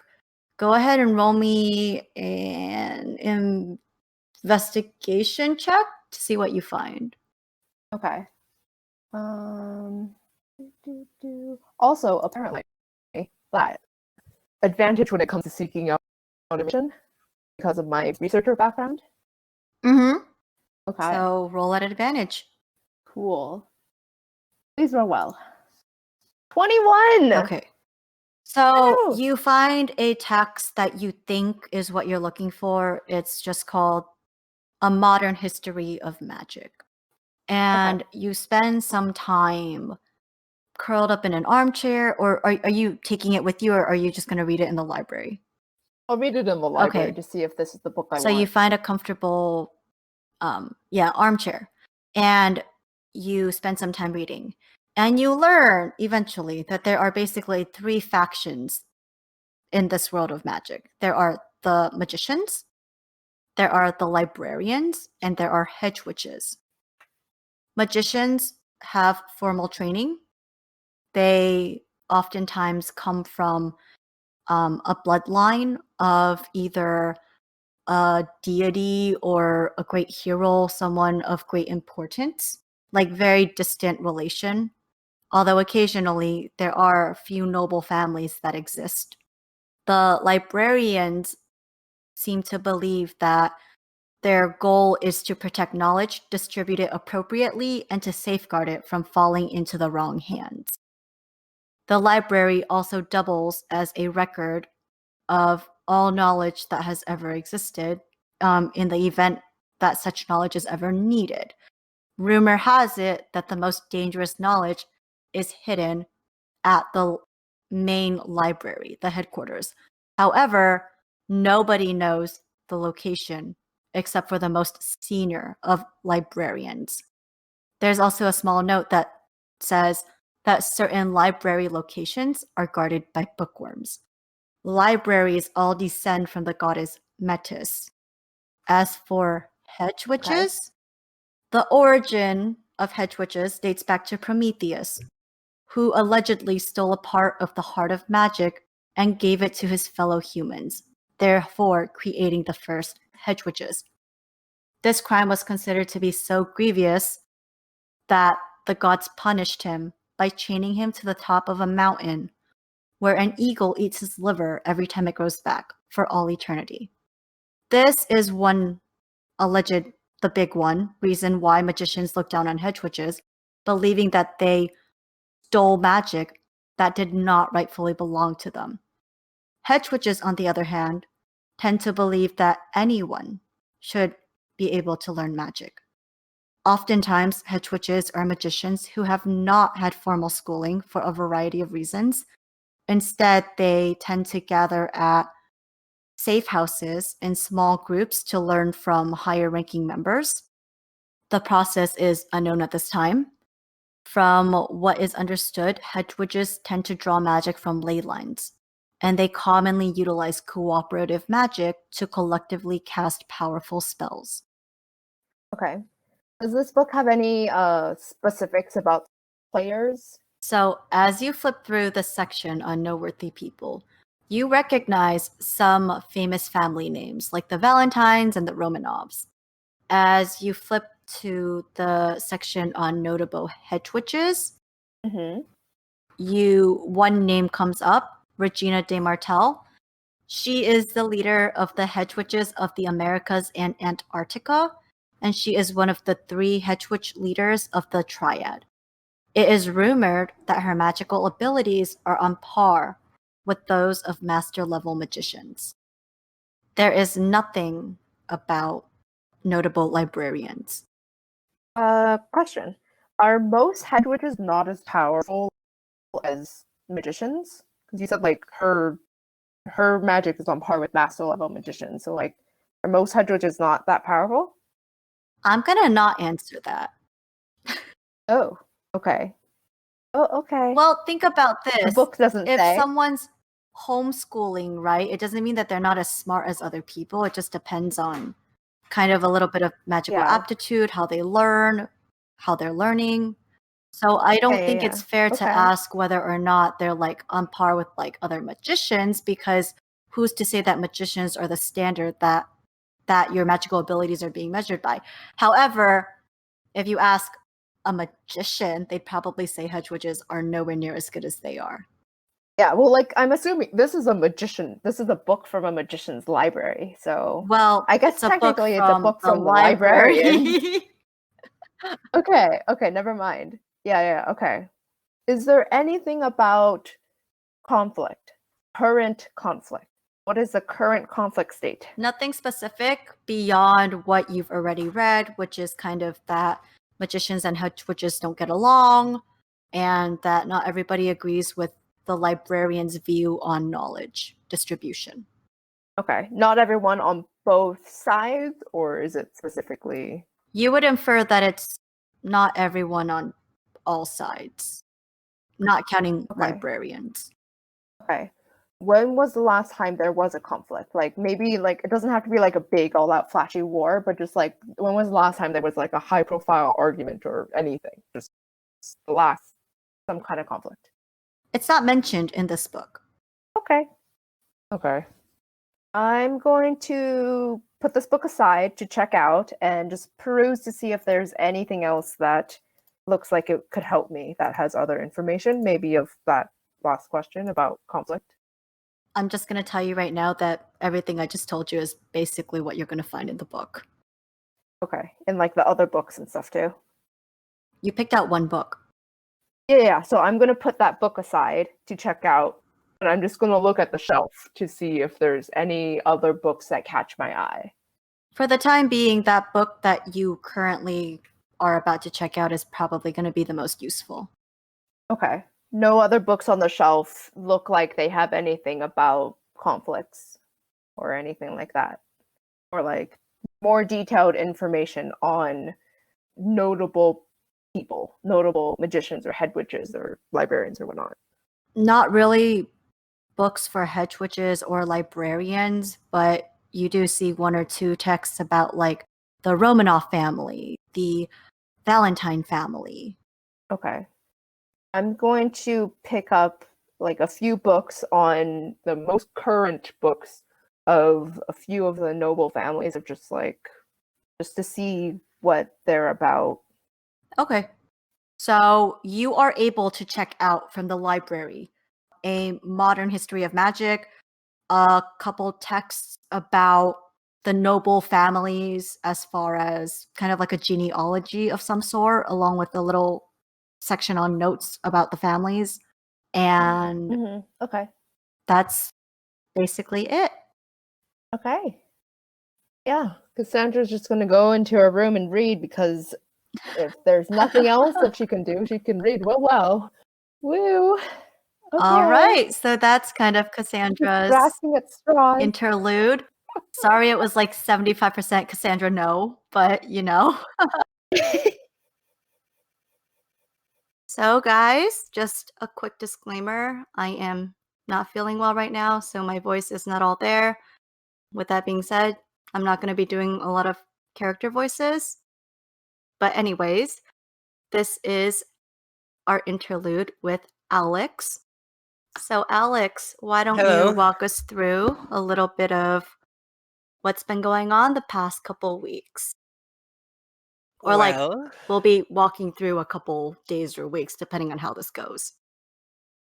But let's start, and I've had everyone start. Roll me a D100 and call high or low. okay. So before I hit the enter button, I am going to call high. Okay. 96, I chose correct. Okay. So, as you're sleeping, does Alex dream? Yes, Alex is What does he normally dream about? Or what do you imagine he normally dreams about? Most of his good dreams would be of him wandering through a serene forest on a bright, beautiful day, just taking in all the sights and the sounds and the smells. Okay, so like very soothing nature-inspired dreams. Occasionally by himself, sometimes with his friends and family. So, Alex, you find yourself having another one of these dreams. You're in the middle of a large clearing. You're sitting by a serene looking lake. Everything is calm and peaceful and idyllic. And all of a sudden, you hear the sound of movement, like the sound of something running, and it's not human. Running towards or away from me? You're not sure. It sounds like it's coming from a little bit of a distance. So it could be running parallel to you, it could be some distance away. It's not quite coming towards you. Alex would sit still and try to close his eyes and try to figure out where the sound is coming from. Try to like focus in on it. As you're doing this, the footsteps suddenly grow louder and louder. And you realize that they're now coming towards you. Realizing this, I'd probably pop up and kind of naturally reach for, say, my quarterstaff, which would be on my back, but I'm pretty sure in this dream I am not armed. Yeah, I was like, do you dream about being fully armed, wearing your weapons and your armor? Yeah, I wouldn't say Alex would be prepared in his dreams for a fight. Yeah. Okay, so then Alex, you spring up kind of wary, like maybe preparing yourself to run or try to hide if necessary. And right before your eyes, you see a stag leaping between two trees into the clearing. It stares at you for a brief moment, and then it turns and bolts away. And flying out of the trees behind it are a series of arrows that just miss the stag and hit a tree. Or the arrows miss the stag and bury themselves into a nearby tree. So, does it look like something I would be familiar with? Does what? The stag? What do you mean? Would I Like, be does the able? stag look like Bambi? Or like, Oh, okay. I was thinking of a. So it's being hunted. that's what you might infer. Then I'm going to move, and Alex is going to move closer. To the stag? Yes, The and stag's already bolted back deeper into the woods. So it like almost like so it bounced into the clearing and then it saw you and it bolted back into the woods. are there any tracks? Can I see anyone?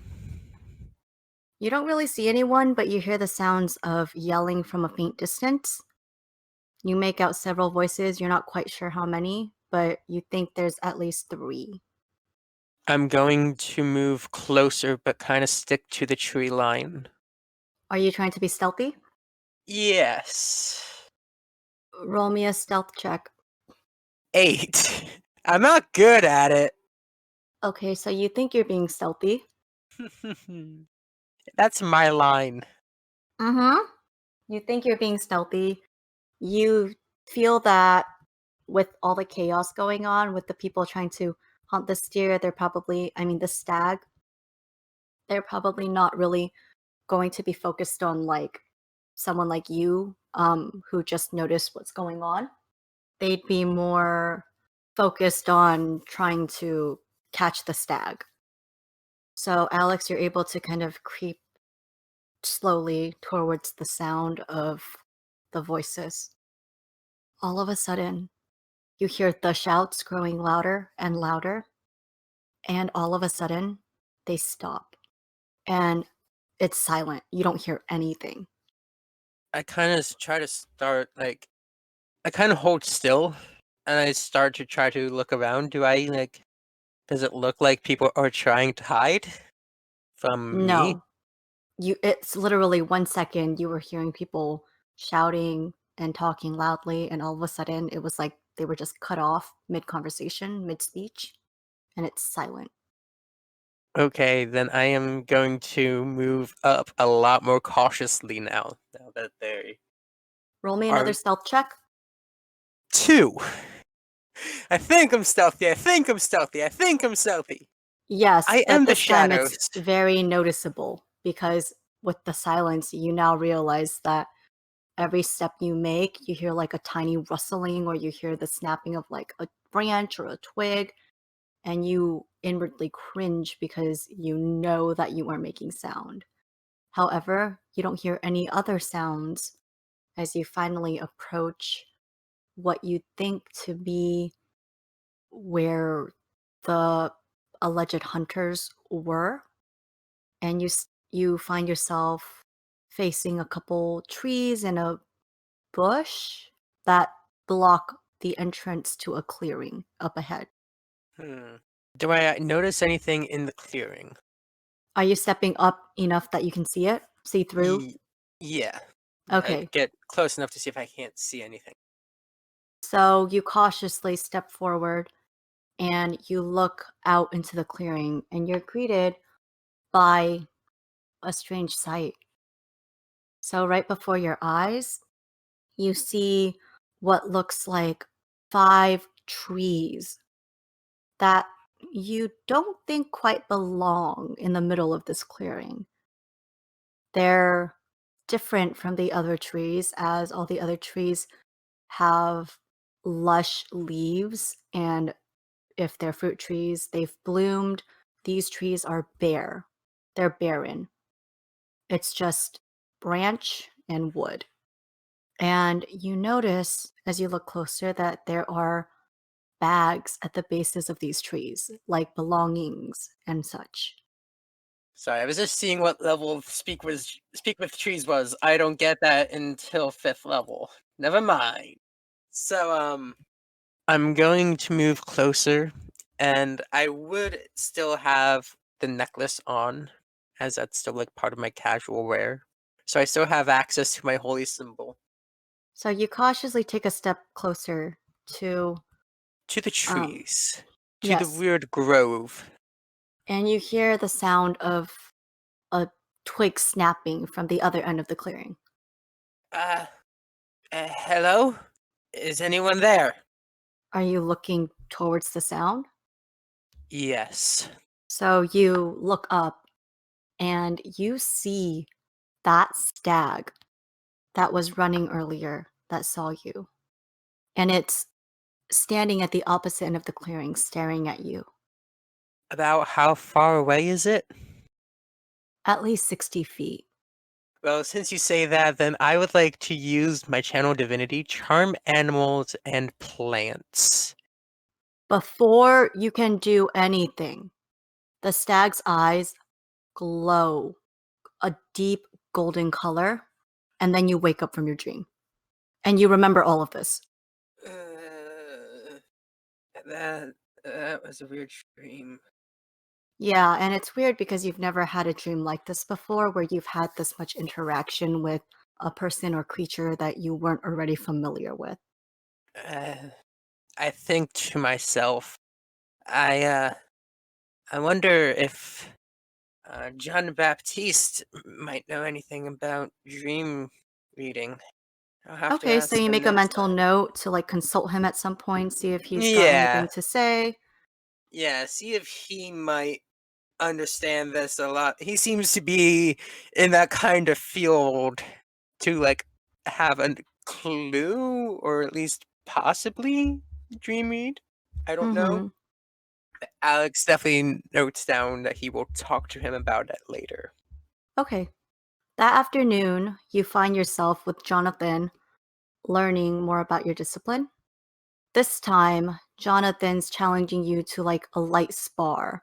He's got his rapier out, and well, you don't have any weapons because the point of this is to learn how to utilize your stitcher abilities during combat.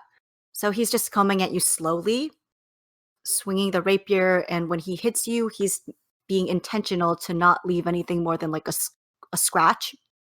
Like it's a little deeper than a paper cut, but it doesn't last long. So that afternoon, you learn a great deal of dodging, as if you successfully dodge, you don't get cut, and healing, as if you don't dodge, you get hurt. Yeah.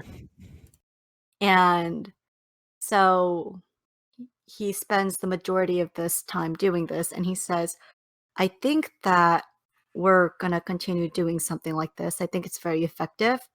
It forces you to tap into these abilities much quicker, and eventually we'll add weapons on your end as well. And he looks at you like waiting for your response.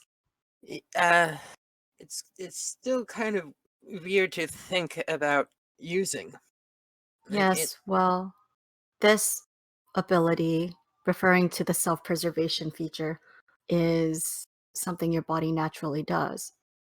What Jonathan also does is he brings a couple items. The next time he brings like pieces of wood, metal, plastic, cloth, and he kind of like cuts them open or puts marks in them, destroys them, and has you use your basic status quo ability to mend these objects. And you find that it's hard because you've never done anything like this. You have to focus really, really hard to do so. Yeah, this is like my first time getting to actually use it because there hasn't been a point in time where I need to mend anything. Yep. So he explains to you that, kind of like what you do when you get a cut, you should be able to kind of fix these. So I need you to, dig into your magical core, focus on it, and imagine fixing these pieces.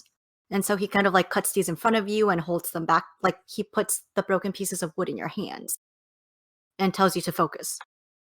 I start to do so, and Okay. I attempt to reach in and to my Stitcher abilities and activate the status quo basic under simple, which means I can mend any wood, metal, or plastic or cloth. Nothing electrical, magical, or living. Not yet. And so Not that's yet. why I said those specific 4 components. Next level. Next level. Well, it's not next level because you don't get to each tier until every 5. Yeah, but So a couple next levels. soon. Yeah. Well, ish. Ish. So Soonish. We just got to level 3. yeah, literally just got there. Okay, so Alex, you hold these pieces of wood that Jonathan just cut in half or branches or whatever that he snapped, and you hold it in your hands and you focus on the ability on your magical core within you, and you imagine these items kind of being brought back together whole and perfect before Jonathan broke them. And you feel your magic almost wrapping itself around these items, pushing it together. And there's magic glowing from the cracks where they were broken. And you open your eyes, and sitting in the palm of your hands is a whole piece of wood. So how'd I do? How do you think you did? Alex gives it a quick flick of the wrist. It's solid. I think I did pretty good. Yeah, that's not bad for a first time. So, with more practice, well, you only get to do it once per short rest, but with practice, this should become comfortable to you. Great. Yeah. I would definitely try to practice it more often when I have free time. Absolutely. So he kind of ends it there, and as you guys kind of pack up getting ready to go, he casually says, "Hey, so quick question about your friend James, is it? The urge? Yeah, I believe so. What about him? You wouldn't happen to know whether or not he's been able to make contact with his magical core, would you?" I don't know actually. I haven't seen him do more than swing his sword, but I believe he can. All right, well, I mean, my sister is his mentor, so I guess I might as well ask her. But thanks. Yeah, you did Yeah. great today, so keep doing what you're doing. Like, it's gonna become instinctual for you to heal and mend the more you practice. Yeah. Good luck, and I hope your sister is doing okay. Last time we had practice, she kind of had a little bit of a scare. Yeah, she's been she's been doing better. Professor Romanov has been helping us out with her situation. And as he says it, like, one of his eyebrows kind of like quirks, like in brief irritation. Like he's not amused about something that has to do with Professor Romanov. And I'll say that you see it really quickly because of your high passive. But he doesn't say anything more. He just kind of waves at you and heads off. Yeah, see ya. So, Alex, something that you noticed throughout the weeks, the next like week or so, is that there seems to be some sort of tension between Cassandra and Mariana in the way that Mariana walks by your group or whatever, she like purposefully does not look at Cassandra. If John Baptiste is talking to her, she'll talking to Mariana, she'll respond, but that's about it. Almost like she's going out of her way to purposely avoid Cassandra. I wonder what Cassandra did. What makes you think it was anything Cassandra did? Just I imagine Cassandra would tell you guys what happened at some point. and Alex starts to think to himself, I wonder if I could do anything to help them make nice. So let's explore that a little bit. Not Cassandra and Mariana, but Alex, you've had like minimal interaction with Mariana. What does Alex think in regards to that? Like, aside from you overhearing about her brother and talking to Cassandra about it after class, like, what's Alex's interest or investment in Mariana? So Alex is definitely interested. The only problem is Alex is also very not social. So Yeah. Alex kind of wants to help, but also he knows that he doesn't have the ability to help on the scale that he wants to, and that there are others that seem to have that capability. Gotcha. The only problem is Alex doesn't know how to convey this in any way because he doesn't normally talk to people. Yeah, and also I imagine Mariana would be quite an intimidating, imposing figure, the way she carries Yeah. herself and Yeah, the way she's kind of cold and not very like friendly. Yeah. Like Alex might attempt every like once in a while, but definitely be more on the friendlier end of Mhm. things. But not to the point of like anything personal other than a smile and a wave and a good morning when entering our classes. Yeah, so kind of Alex would continue to be cordial if he finds the opportunity. And Mariana, for the most part, either might respond with like a nod, a quiet hello, or ignore you completely. Yeah. Alex is thinking to himself, one problem at a time. Mm-hmm. Okay. So that's kind of Alex and Mariana as far as the situation goes. Yeah, kind of more on the neutral end. Like he'll help out if like the time comes, but not like going out of his way just yet. Yeah. So you return from classes a different day, and you find a packet like magically adhered to your door. It's not a sticky note, it's like an actual like manila envelope.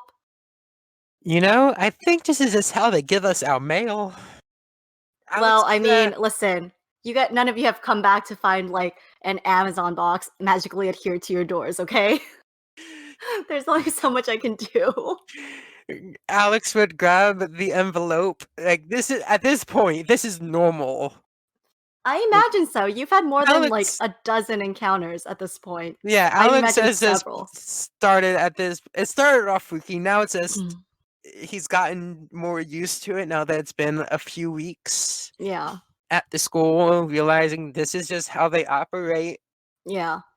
So you open it, and it's the form for community volunteer hours, and it's going to be 100 hours with the Three Sisters Sanctuary. They have already signed saying that they are agreeing to have you. It's just missing a spot for your signature. You also notice that Headmistress Valentine has already signed off on it. Great, So she's then aware. then I sign. I go through everything. I sit down with a nice cup of Earl Grey with a little bit of lemon. Okay. So you read through it. It's very simple. It's like one page. It basically says that you've agreed to complete your 100 hours of community service with the three sisters. It's up to you to kind of work out your schedule with them. They're very flexible, and you guys will keep a log that you will both sign at the end of the 100 hours, and it starts this upcoming weekend. Great. I fill out all the paperwork. I go hand it where I need to go drop it off to.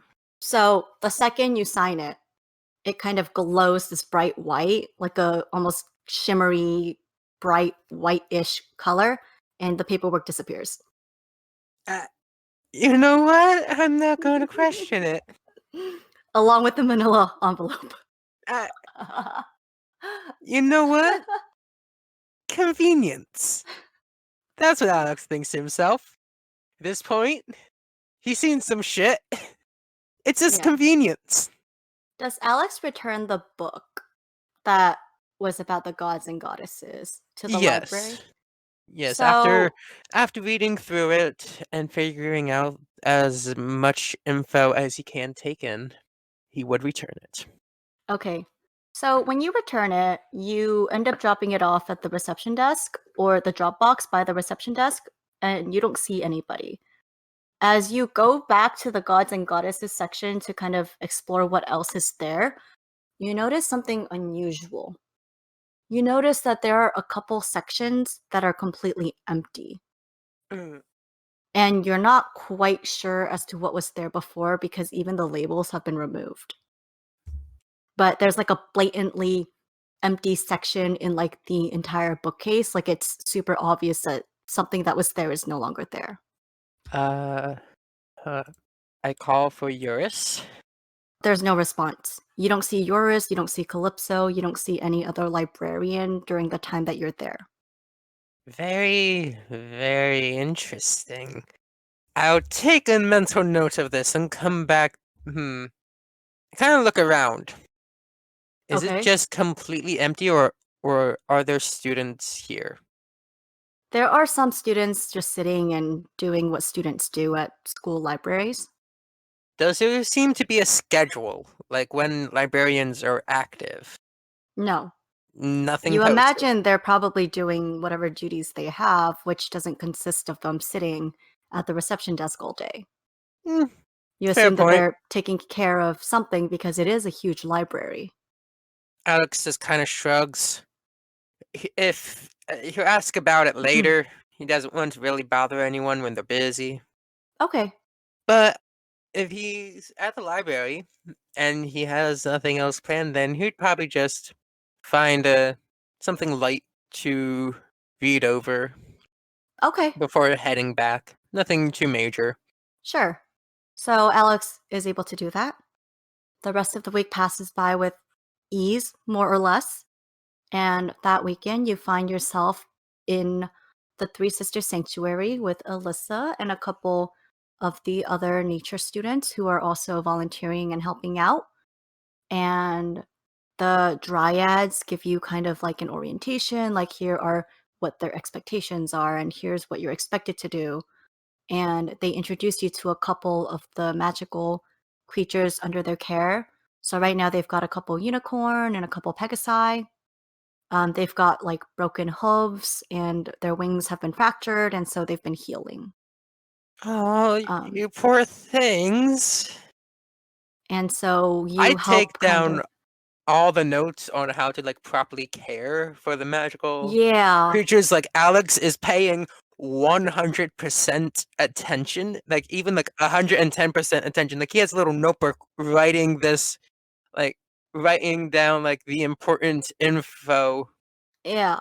So some of your duties consist of like helping to tend to like their wings. So you'll brush them and kind of help hold them up when it's time to change their bandages and to kind of help flex the wings to make sure that they're strong and continuing to get better.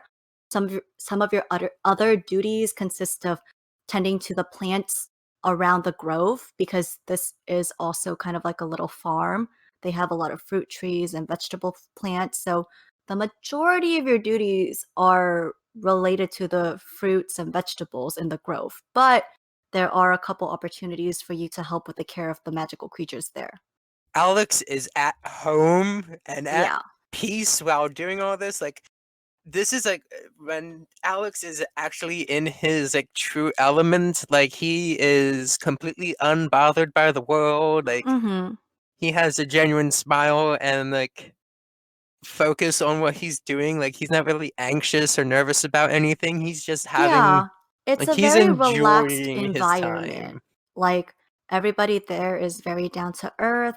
The three sisters aren't like they're not micromanaging types. Like they seem very at ease with you taking your time to make sure that everything is like properly tended to instead of like being pressed for time, you know? Like they expect quality over quantity. Oh, and Alex is 100% about quality. Yes.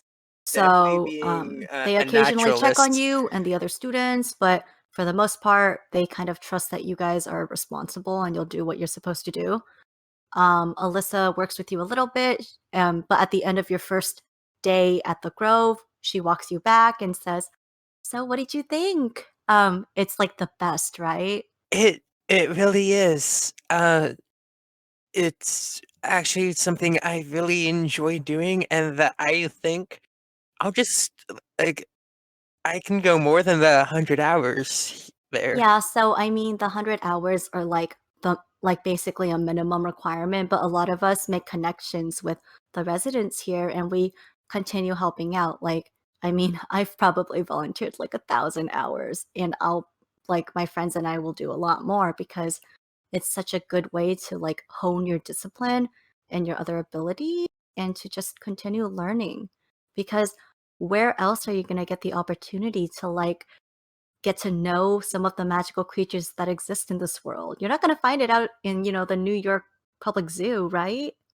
Exactly. Like, I never thought that I'd be seeing a Pegasus and unicorn in Yeah. person and being able to like get up and close with them. Yeah, so that's one of the reasons why we protect the secret of Olympia Village. It's something you have to earn. It's not just something we just tell anybody. Mm. Yeah. I And would, I mean, we call it hazing. It's really not, but it's our version of hazing. I mean, it's a pretty good secret to keep. Not going to lie. Yeah. And you'll learn that we become really close with the people here. It's really a symbiotic relationship. And as she's like kind of looking back towards the village as you guys are walking through the woods.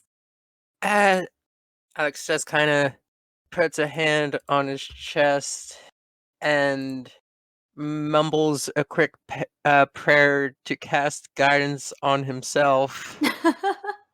Um, so I was wondering, Yeah? if you aren't busy this weekend, I was wondering if I could cook you something. Well, it is the weekend, but I'm not busy tonight. Uh, Great.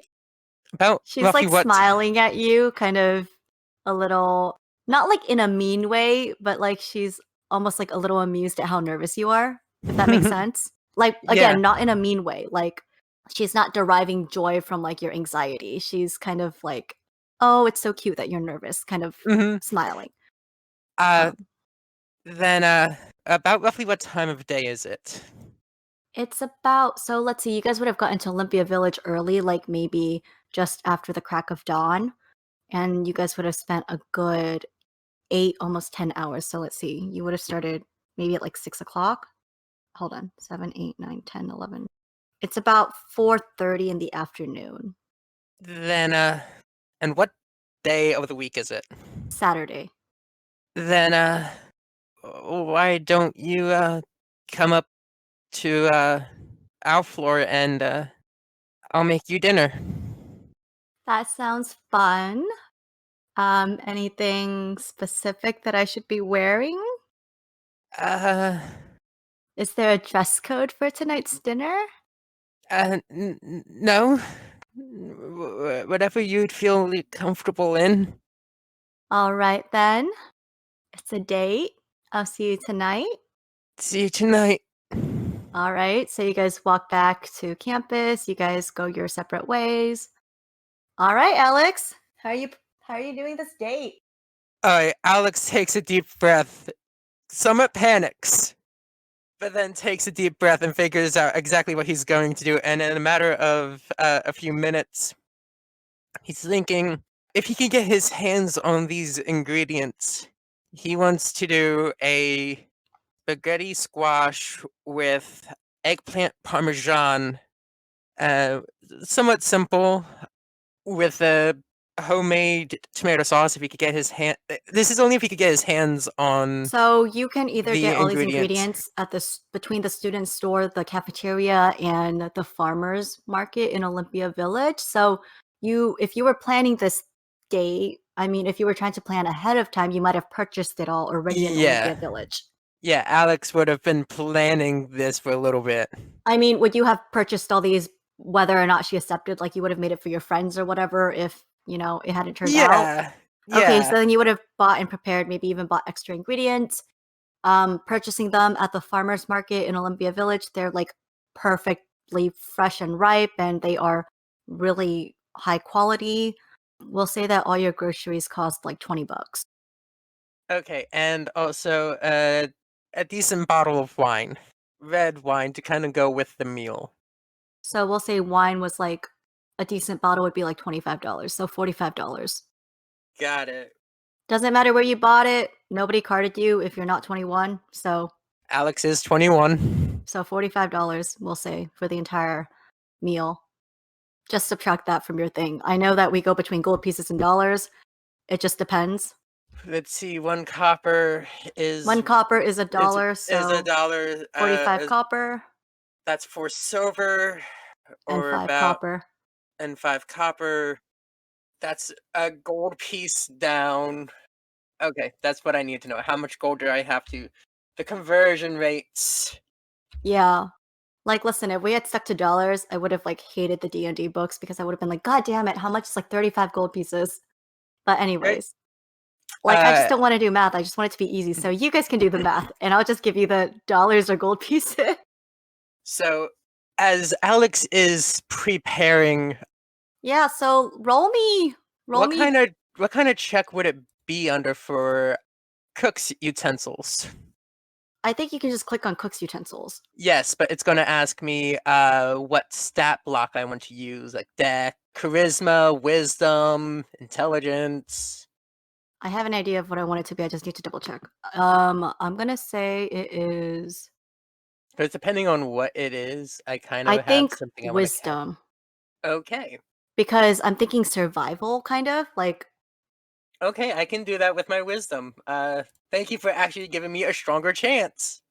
So we'll do wisdom, and I guess we'll make a note of it, or you should make a note of it. I can just update it to always be wisdom. Yeah, do that. For a total of 12. Okay. On the Is that with the proficiency in the cook's tools? Yes, when I rolled cook's tools, it rolled a 12. I'll make that so now that's permanently wisdom. Yeah, it only gets a +5. Huh. I mean, it's better than nothing. So you were a little nervous while you were making this meal, kind of like your hands were shaking. You were nervous between preparing, like after asking her out, and you were like, she actually said that she'll come, like, oh my gosh, and just being nervous, like, oh my gosh, what if this food isn't good? What if she hates it? And it doesn't look as pretty as you hoped it would, but you think it'll do, or you hope it'll do. And so you set up a little table. Are you setting it out in the common area or actually inside the kitchen? Inside the common area. I find an area where like most people don't like hang around, as they're probably like a common spot where I'd sit to like do homework. Sure. So surprisingly, it's relatively empty. So you have your choice of wherever, and you find an empty table. You find a tablecloth in one of the pantries, and you lay it out, and you set up 2 glasses of wine, and you take I'm sorry, was it a lasagna? If it's Spaghetti, squash, eggplant. Parmesan. Yeah, that. Yeah, so you take would your have dish- Parmesan cheese with it. Yeah. So you take the dish out and you set it up, or do you plate it first? How are you doing this? I would plate it. Okay, Seeing that I and made it for two, I would plate it up. I would plate it up. I would put the spaghetti down with 2 of the eggplant parms. Put the sauce, kind of have the spaghetti squash like with the tomato sauce already, and then pour some of it on top. okay, so even though the dish didn't come out as nice as you imagined it, once you plate it, you're able to kind of maneuver things around, make it look kind of pretty and professional. And you set it up, and just on time, Alyssa makes an appearance at the edge of the common area, and she walks in. And when she sees you, she walks towards you. She's wearing a sundress. It's about tea length, and it looks very nice on her. It's kind of a casual dress. It's nothing fancy, but it's definitely fancier than what she was wearing earlier as you guys were working and kind of, getting dirty. Yeah, Alex definitely would have changed into something a bit nicer, something still casual, but like a nice button-up shirt, Sure. nice pair of pants. Okay, and so as Alyssa approaches, she stops kind of right in front of one of the chairs. She says, "Hello." Hello. I set the food down onto the table. I Okay, pull the seat out for her. and she sits down, smiling at you as you do so. Yep, and then I would go take my seat. Okay, so what's the occasion? Everything looks so good. Ooh, this is a good wine. As she's like kind of picking it up and like swirling it and smelling it. Uh, there's no. I just wanted to get to know you better. Okay. Please, dig in. All right, so she grabs a fork, digs in, tries the food, and she says, this is good. Thank you. My Where did you dad. get the recipe? Your dad's? Yeah, my dad taught me how to make it. It's a good recipe. Thank you.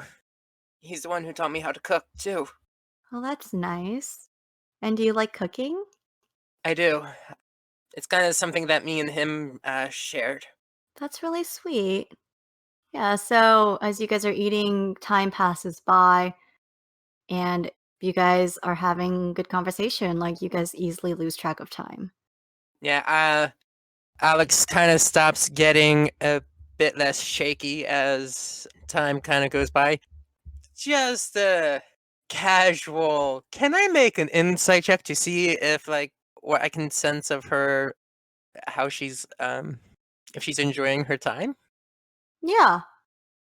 Great, I'm going to do that. 21. She absolutely hates it. I'm kidding. You can tell that she's genuinely having a good time based on her smile, how relaxed she seems. Like her shoulders look relaxed. Her form isn't like rigid like someone might be if they were nervous or anxious. It's very relaxed. Everything about her seems comfortable. Noticing that, Alex would definitely start to become more at ease as the time passes. Like the Yeah. wine. I mean, I'm sure the wine Someone- helps too. Okay, no, the wine is definitely helping my poor nervous boy, and Uh-huh. I mean, is Alex a nervous drinker? Like, would he be like gulping down wine as he's like talking? no. Okay, he would be he's sipping. Yeah, he's sipping it. It's helping him. It's giving him Okay. a bit of like a little bit more confidence. He's not a lightweight, and he's not stupid enough to be chugging the damn bottle. Yeah. He's Okay. not like he's only like outwardly nervous most of the time. Yeah. So you guys get to the end of your meal. You guys kind of finish your food. You're sipping the last of your wine, still making small talk. I have a question for you. Sure. Do you remember anything from the party? She like puts a finger to her chin, like in thought, and she says, I remember drinking a lot of Dios. and they were really, really good. And then she like glances over at you slyly and says, I also remember that your friends were totally cute, very helpful, and they pushed you so that we could finally kiss. Alex's face kind of turned bright red at hearing that. Like, he's, Is that what Alex was trying to get at? yes. Yeah, that, I remember it too.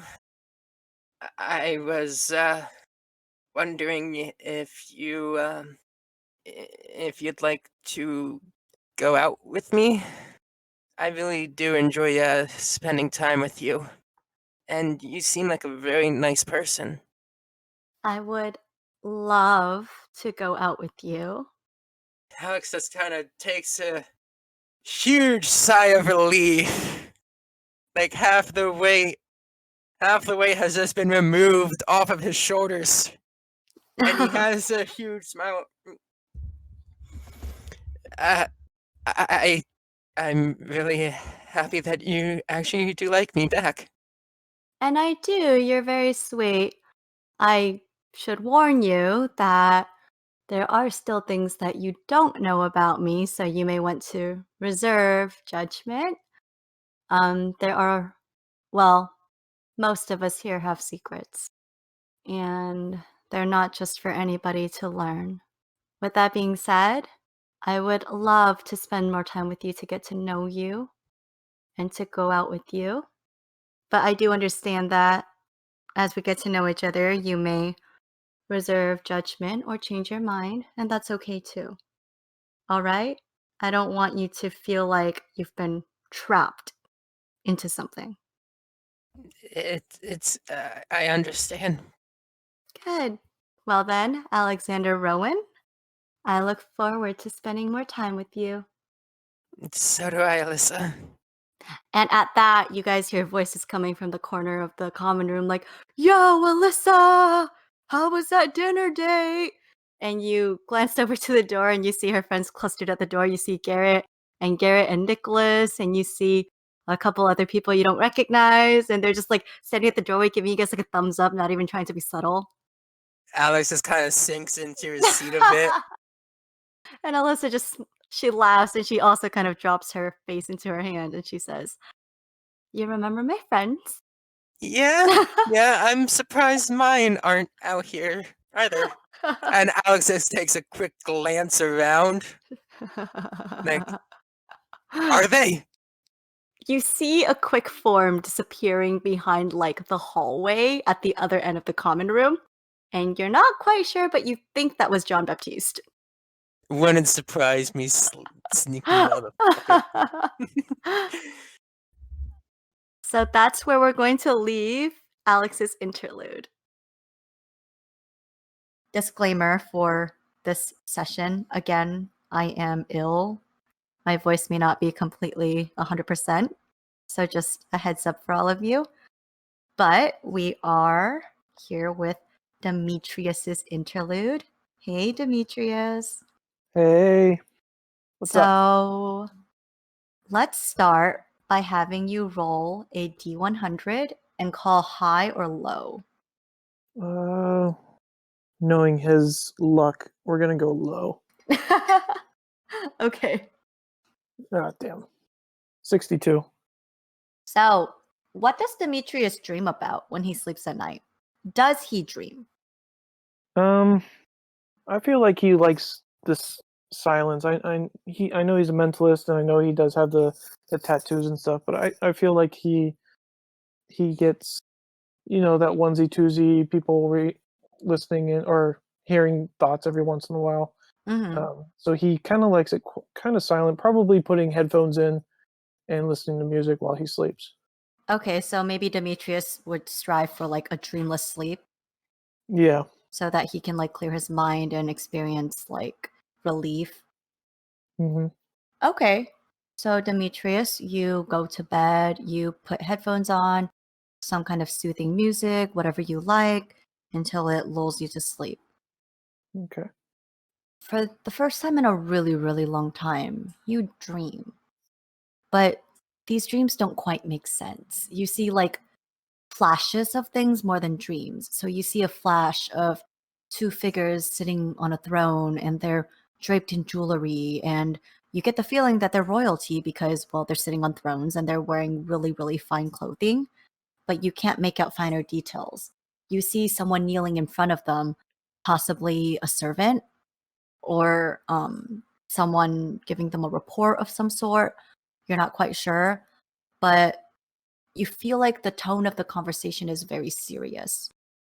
And it feels like for the briefest of moments, you are standing in that room, actually there. And all of a sudden, the man on the throne looks over at you. Their eyes glow this bright golden orange.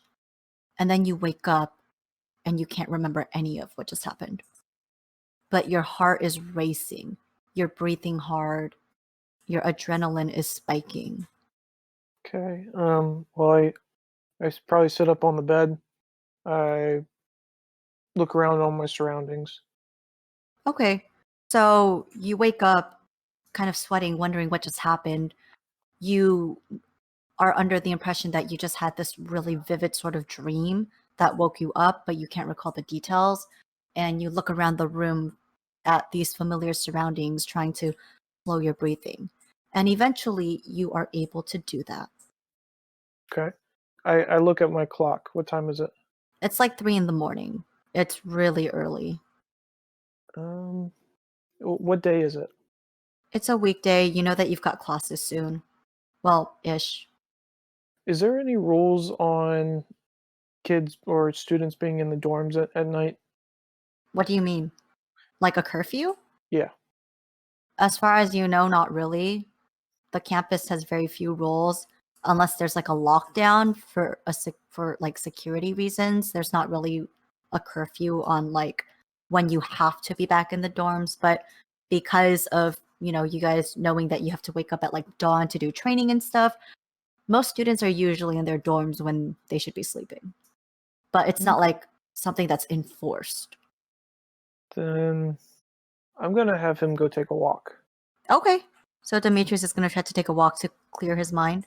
Yeah. He's gonna walk down to the courtyard in Okay. the dorm area, but Okay. if no one's there or if it doesn't intrigue him, he may wander outside of the dorms. Okay. Well, as it is about 3 a.m, you are the only person in the courtyard. Okay. Does Demetrius feel like wandering outside? Yes. Okay. I'm just going to remind you that at this point in time, no information has been revealed about the student who was attacked and the student who went missing beyond the announcement that the headmistress gave. Can you remind me what that announcement was? So the Sunday after the party, Uh-huh. you guys learned that a student was attacked and a student went missing. And the headmistress had said at that time that they were just conducting an investigation. They had no further information. They did not give out any names. You guys heard whispers from other students, Yeah. but you didn't recognize the names that they had talked about. And after that, it kind of got quiet. Like the upperclassmen were not really saying anything. Okay. But that wouldn't hinder me for walking outside, would it? I don't know. How safe does Demetrius feel at Arcadia Academy after learning about shenanigans that have happened? And after, it's also been about probably like a week since Cassandra was almost kidnapped. Yeah. He would. I feel like Demetrius probably grew up like with really good security, like at his home, like his family estate. You would have had like a detailed security team or something. So you would have never really had to worry about your personal safety before, because you always knew that, well, if anything happens, like I've got, security people to take care of the issue. Mm-hmm. So this is kind of your first time really being away from all of that. He's gonna, well, whenever he left his dorm, he's gonna bring his great sword with him. Okay. But he's gonna continue walking. Okay, so Demetrius does feel like, well, even though these have happened, I am taking precautions. I'm going to take my greatsword, and Yeah, if something happens, like, I'll be able to protect myself. exactly. Sure. So is Demetrius being observant? Like, is he on the lookout as he's walking around campus, or is he just kind of trying to clear his mind? More like clear his mind. Just Okay, so a little distracted. slightly. Okay. All right. Well, it's quiet, as you might imagine. Roll me a perception check at disadvantage since you are distracted. Okay. Yeah. So you can roll twice, or you can just roll the thing at. Okay. Damn. 6. Yeah. So not good. Your head's up. Your head's kind of up in the clouds, thinking about trying to like rack your brain about what you could have possibly dreamt about. hmm Fortunately, the evening passes by. Well, the early morning passes by, and you are able to kind of slow your heart rate and feel yourself coming back to normal. Okay. Does Demetrius plan to eventually return to the dorms to sleep, or is he just going to stay up? How long has he been outside? So it was about 3 o'clock when you woke up and walked out. So how long of a walk did you want to take? Like, did you want to walk for an hour, 20 minutes? Yeah, he'll be heading back to his dorm probably around 5. Okay, so just in time to like start for the day and whatnot. Yeah.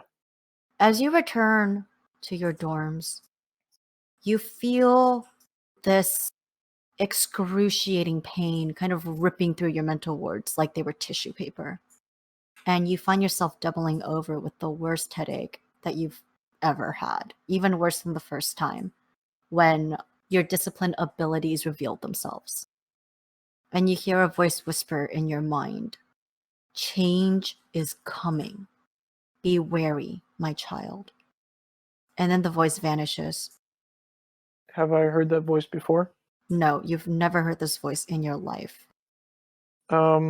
He looks around, see, because typically when he does his or detect thoughts, usually someone's in a certain distance around him, so he's checking around to see if there was anybody around him, if he can see any movement, anything in the bushes. There's no or whatever. movement. There is no sign of another presence near you beyond your fellow first year students. So I'm imagining that as you're stretching out your abilities, you would detect probably like the thoughts of like the roommates around you, like immediately to like your left, your right, and across from you. So you would recognize those minds, Mhm. but there's nothing new. There's nothing that would indicate that that voice was just there. But regardless, your mental wards are down. You've got like no protection. And you're struggling to like pull on your discipline to reinforce those wards. Okay. I will most likely head over to the health ward hospital wing. The school nurse, the infirmary? Yep. Okay. So you do so, and the school nurse kind of frowns when she sees you and says, What has happened, young one? Are the mental wards not working? Something got past it. I don't know what it was. Sit down. And she gestures to one of the exam tables, chairs. He sits down. Okay. And as you sit down, roll me another perception check. Okay. 9. So you're distracted. You're in pain. It hurts. Mm-hmm. But as you sit down, you catch a glimpse of kind of like a curtain being drawn, hiding a section of the infirmary from your view. Do I know if there's someone there? That's what you would infer. You would infer that someone, at least somebody, is behind that partitioned curtain.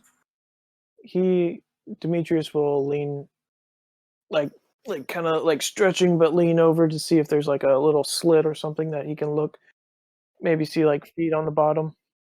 No, so you don't see feet like a changing room, but like you imagine that it's just maybe there's someone in like another bed or something. And before you can pursue that line of thought and try to investigate that, the school nurse returns with another bandage with another ward inscribed on it. And she kind of applies it to the back of your neck again and says, "This is a new variation Professor Romanoff suggested this combination, so hopefully this will be somewhat effective, and at least until you're able to regain your faculty, your senses, and reapply those words yourself. Professor Romanoff did this? Professor Romanoff assisted me with the writing of the wards. Yes. I hope he wasn't drunk when he did it. He does like a drink, doesn't he?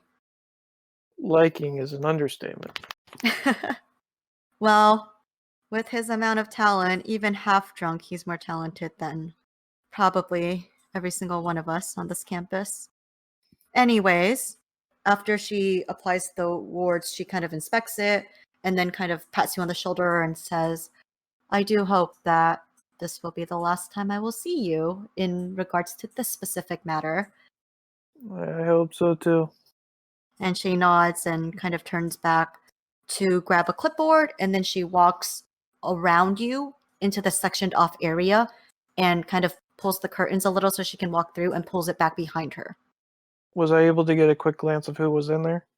You can roll me another perception check at advantage because there's nobody like watching you that could stop you this time. Okay. Hey, Okay. 20. Nice. So you caught a glimpse of a figure that was covered by a bedsheet.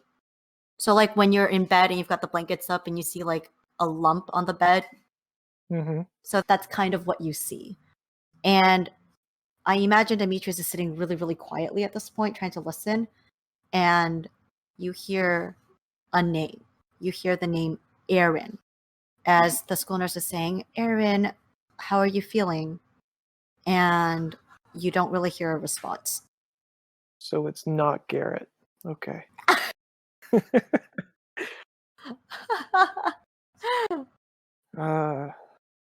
Okay. Do I know any errands? At Arcadia Academy? Yeah.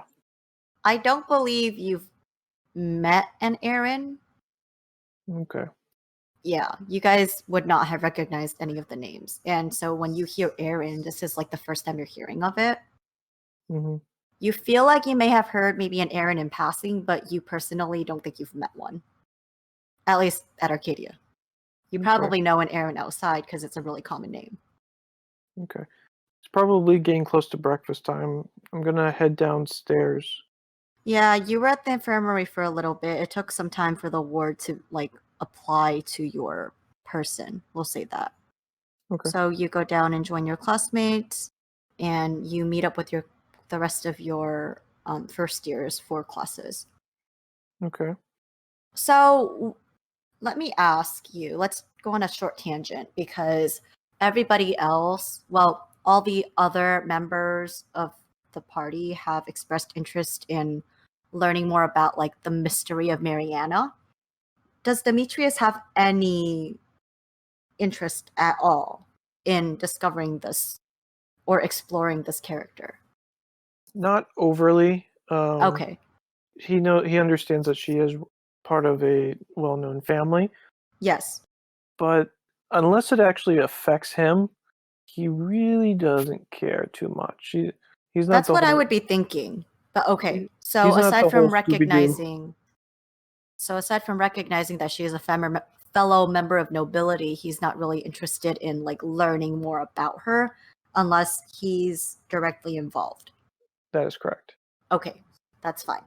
So classes continue as usual, and you find yourself continuing to learn your discipline with Sylvie.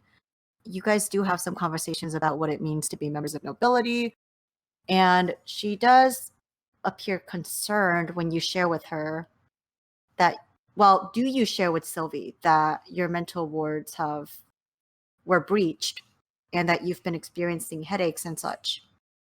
No, but because Sylvie seems very well knowledged, Mhm.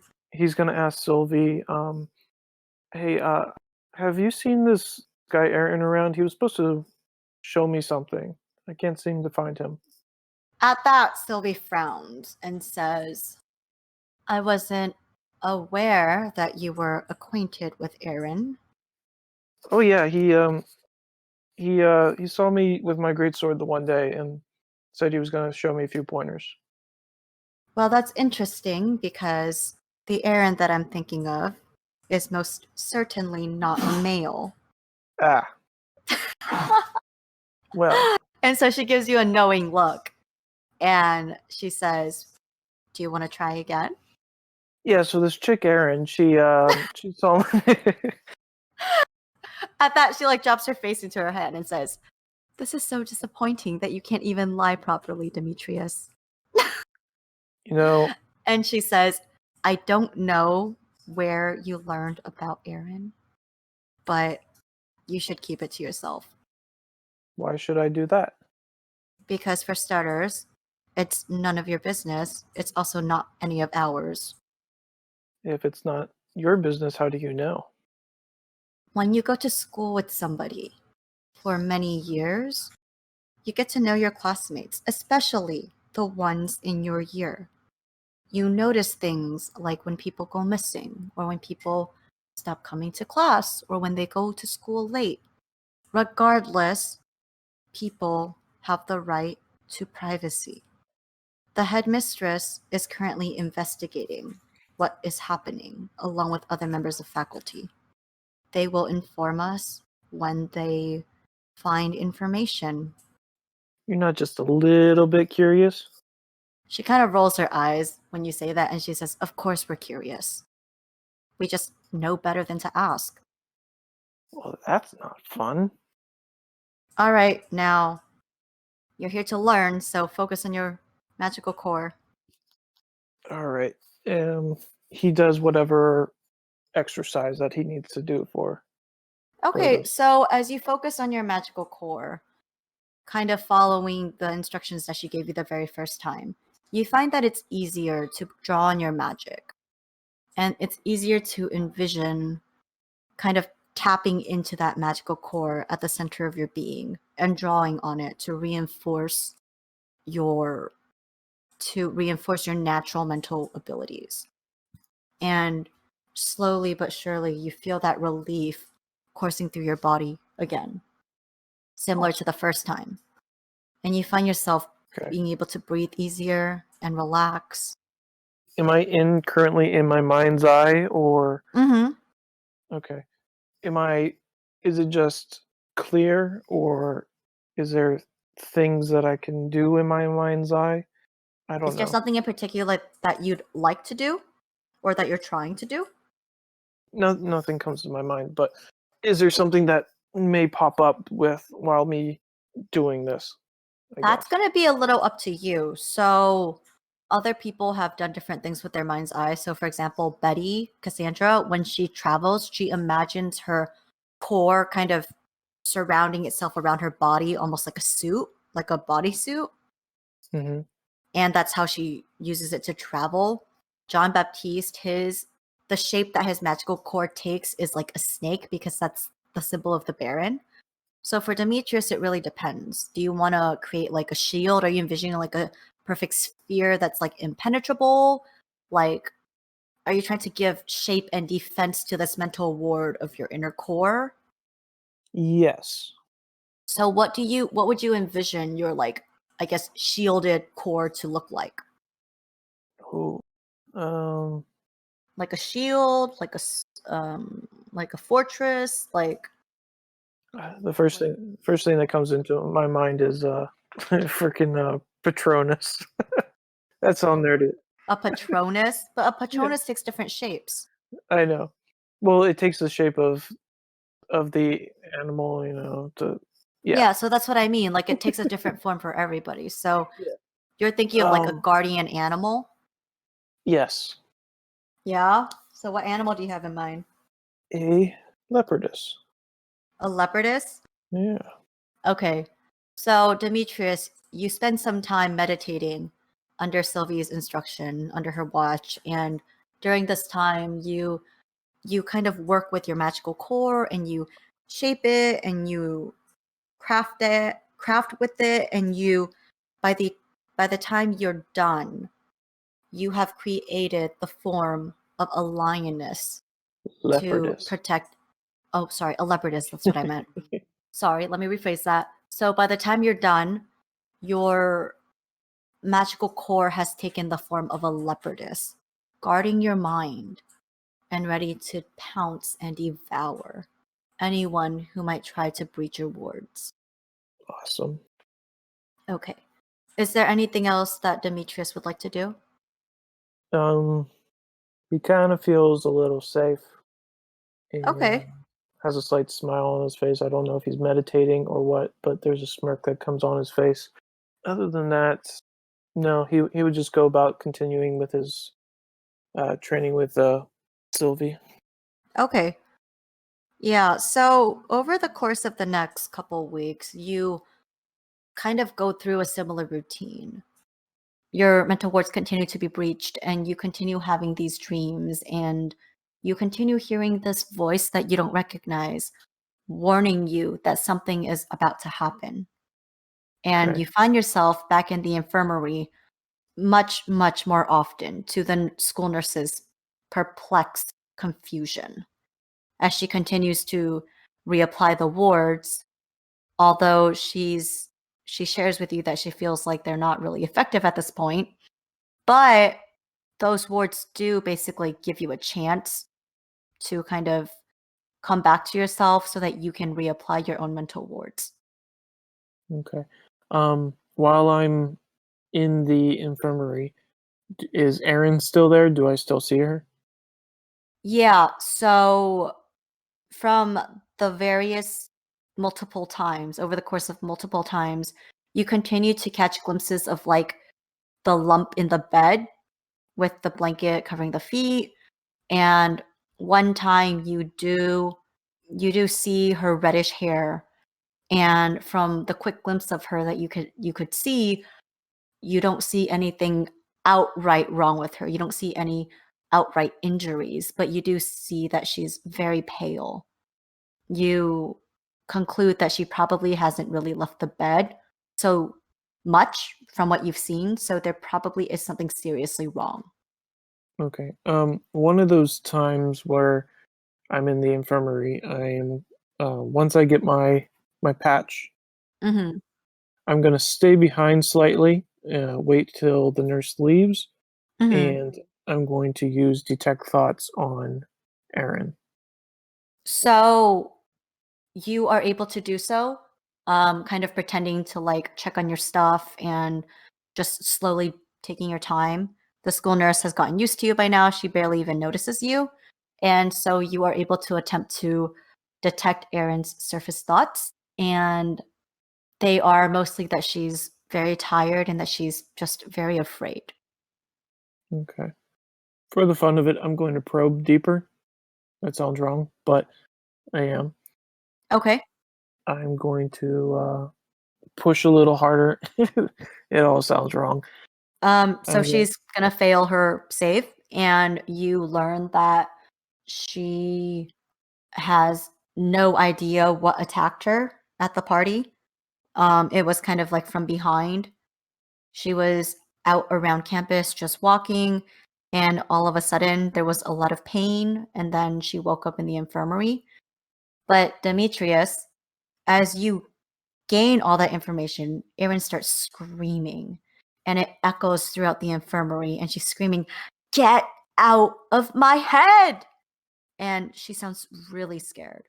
And the school nurse comes like rushing through you, like basically ignoring you as she throws the curtain back, and she goes, "Erin, what's wrong?" And she says, "There's something in my head." And Erin's sitting up, kind of hunched over, her fingers like pulling at her hair, and her eyes are wide, and she's panicking. I am going to sneak out. So with your roll, you are Yeah. able to well, you didn't roll very well, It was but a 5. because everybody else is distracted by Erin screaming, the school nurse's attention is focused on her. They don't notice you quietly, a little clumsily, making your way out of the infirmary. Okay. I'm gonna get as far away as possible. It's probably breakfast time at that time, so I'm going to head down where there's a lot of people and get some breakfast. Yeah, so you're able to do that, and hopefully the school nurse doesn't recall you being there, or Erin doesn't recognize you. You're able to join your fellow first years as you guys kind of resume going to class. Okay. For the most part, things are pretty normal. One day you come home and you find that there's a manila envelope magically adhered to your door. Well, this isn't anything new. He opens up the envelope. Okay, Yeah. and it's a form stating that you're going to be doing 10 community service hours with Penny's Priceless Pieces. It's a very straightforward, simple form. It's one page. It's already been signed by both Penny and Headmistress Valentine. There's just one empty spot for your signature. Demetrius was slightly hoping that he wasn't gonna, or that the Medusa would forget about that part, and but he's gonna go inside his room and sign the paperwork. Okay, the second you sign it, the paper and the envelope glow this blinding white light, and then they disappear. Okay. So you assume that it's gone to where it needs to go. And you find yourself with James that following weekend at Penny's Priceless Pieces, helping her organize things and making her shop look a little more presentable. And by the end of the Saturday, you do end up purchasing the jewelry set from Penny for 200 gold pieces, as you guys agreed upon.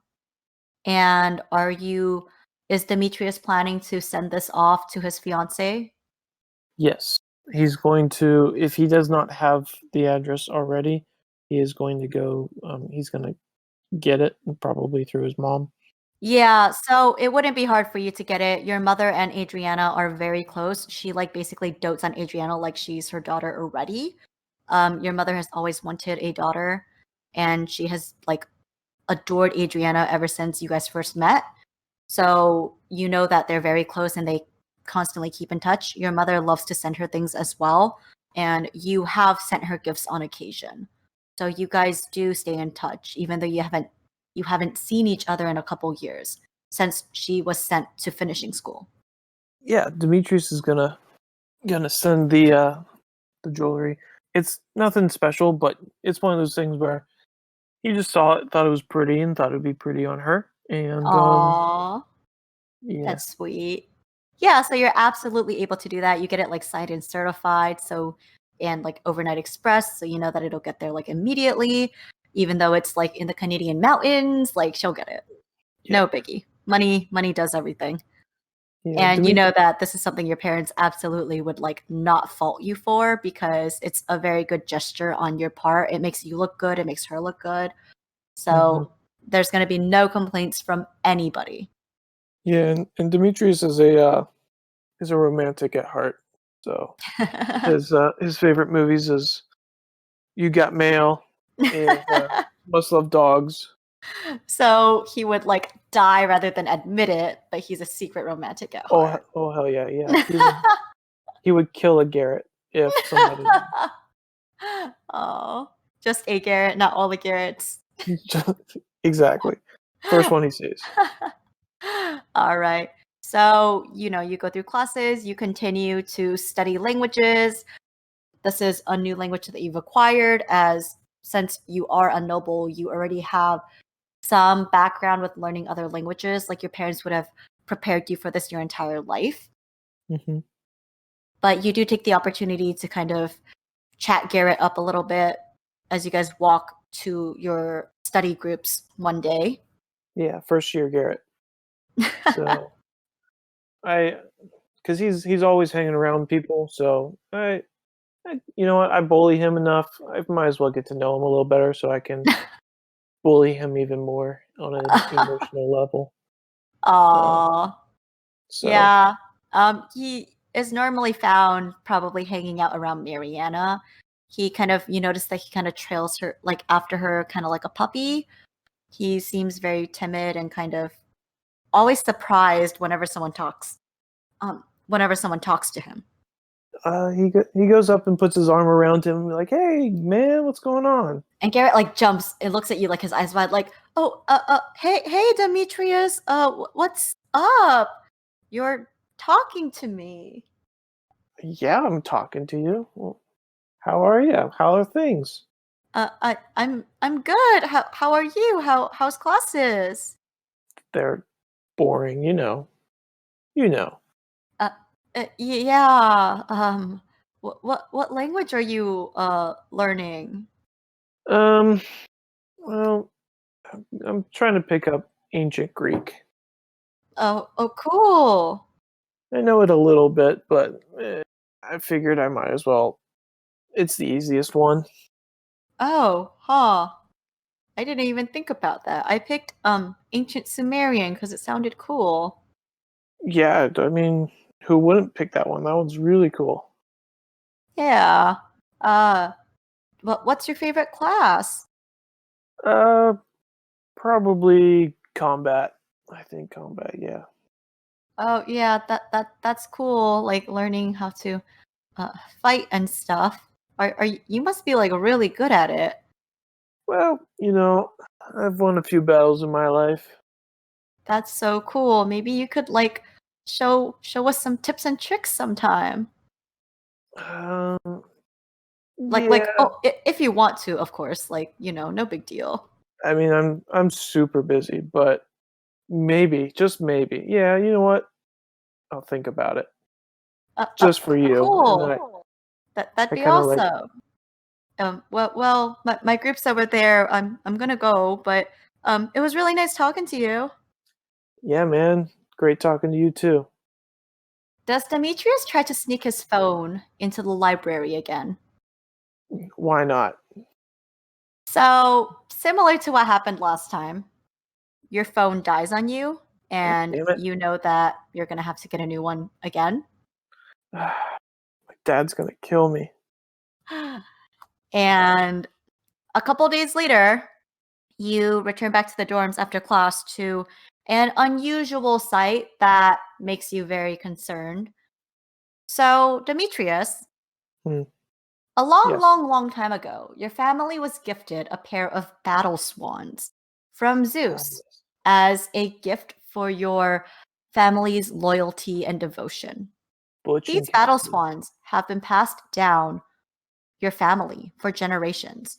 Like they're old. You don't know how old they are, but they've like never aged. And they generally have like free reign of your family estate. You guys occasionally use them to send messages, but not like anytime like recent because technology and cell phones. But these swans they wear like little vests, like knitted vests with your family's crest on them. And you see them just kind of standing, wandering around in front of the dormitories, kind of acting aggressively towards all the other students because they are not of Opeto's blood. These battle swans are like almost specifically blood attuned to your family, and they are only benign and gentle around your family. Unless you guys marry, like have someone marry in and they take a blood oath and their blood becomes accepted by the swans. But you know for a fact that these swans can only be here for you because there is no other Opetos currently at Arcadia Academy. I go up to him and be like, "Hey, Butch, Cassidy, what's up?" Yeah, What are you so doing these here? swans have had many names over this, ever since your family had them. You recently renamed them when you were 12 to Butch and Cassidy after watching the movie. And so they have been Butch and Cassidy ever since.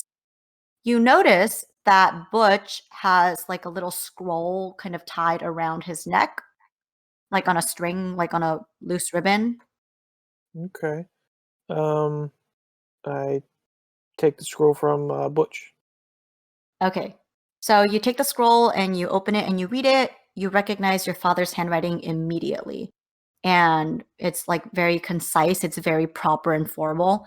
And it says, "Son, we are currently en route to your cousin's estate. They have been attacked by voids.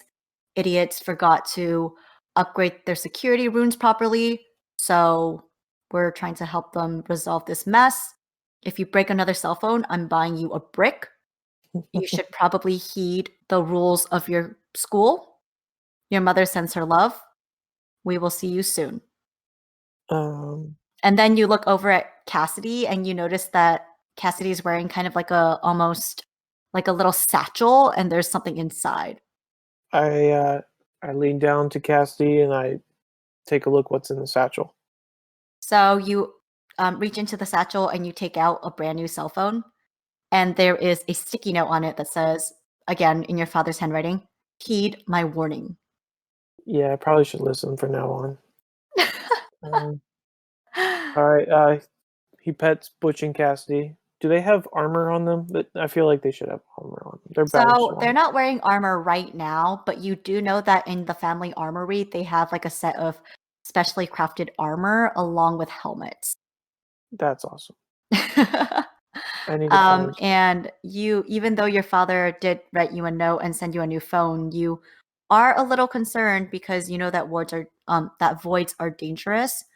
And if you try to contact them, you would be unable to reach your parents at this time. But you Okay. do know that open house is right around the corner, and that as Arcadia Academy alumni, they'll be there. Okay. Then I let the swans go their way. Yeah, so they kind of lean up to like rub their heads against your hand, like demanding pets, and then they take flight and they return en route to your family estate.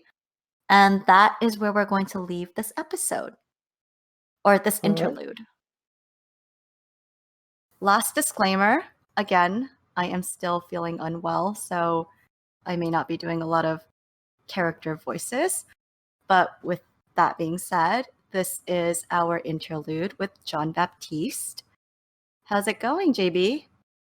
I am excited to do this today. Sorry you're not feeling well, but hopefully we'll have a good time. Yes.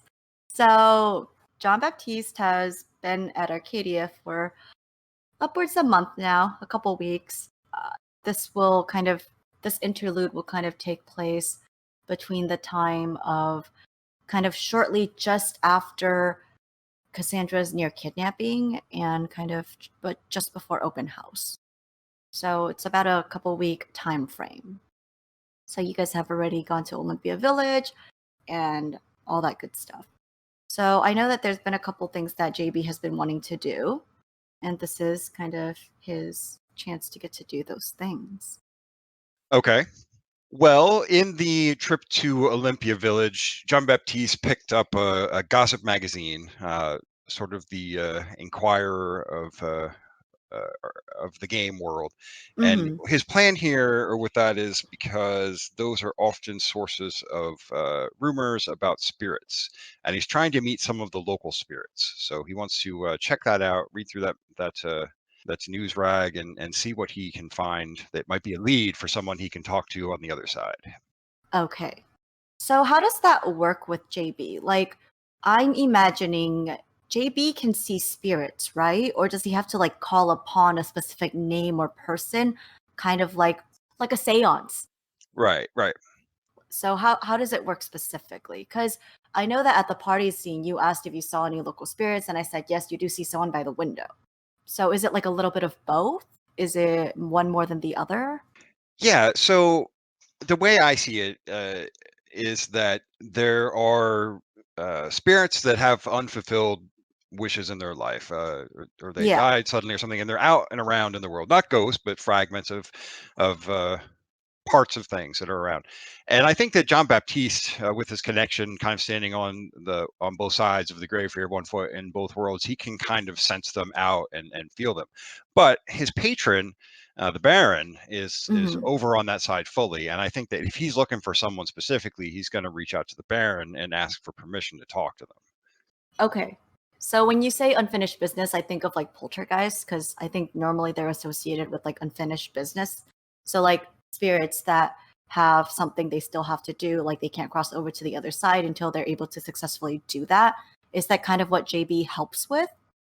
I don't know specifically that he is one that helps them move on, and I don't think it's limited to just the spirits of people that have unfulfilled things, because there's lots of like life energy, I suppose, like elementals or animals or things like that. It's Okay. especially from his conjurer abilities. Several of those indicate the things like non-people spirits. Okay. But yeah, so I think that I didn't really want to specifically put it in the world of it's a ghost or it's a poltergeist or something malevolent or something. It's just a Okay, little so we're bit of leaving it more vague with yeah, spirits. yeah. And that's fair. Okay. So I don't think you would notice anything super unusual as you were reading through the Olympian Herald or whatever I called that newspaper. Like true to gossip form, like Penny, as you have met her at the shop and whatnot, it is a little snarky, it's a little sarcastic, it's absolutely gossipy. You're talking about, oh, guess who was caught in the mayor's office the other day? Kind of gossip. So it's more But socialite who's a little bit, been seen with who. Okay. yeah. But it is quite entertaining. I think JB would find it rather entertaining, and it is one of your main sources of information for now until you can get more things. As you flip through that paper, you would find a couple obituaries. There's definitely an obituary section of people who recently passed away and highlights of their lives and whatnot. But the couple obituaries you read about sound like they've had very fulfilling lives.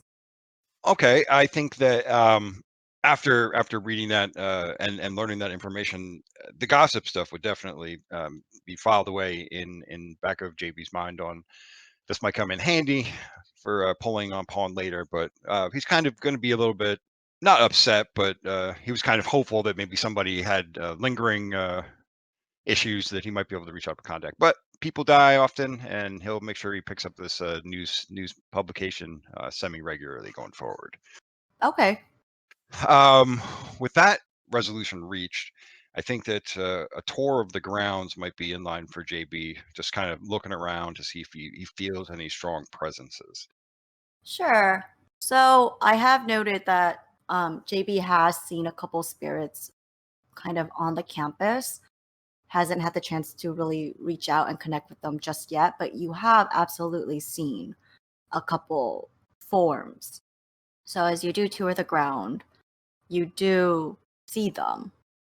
Are there any that are close by to where he and the other students are, where they sleep, like in that dorm area? There's also the kind of the shared common area as well. Is there any Yeah. energy floating around there that it might be good to know the lay of the land where he spends most of his time? Sure. Make me a perception check. That is a 14. Okay, so as you're walking around the dormitories, you see a figure that looks vaguely similar to the one that you saw at the party.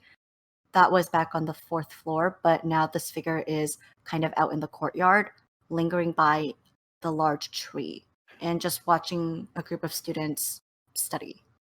So John Baptiste is going to approach the spirit and use his ability otherworldly guidance, and he's going to say, "Hey there, fella. I see you hanging around the school lately, and I'm a bit curious that I might be missing something. Would you mind helping me find what I need to know right now?"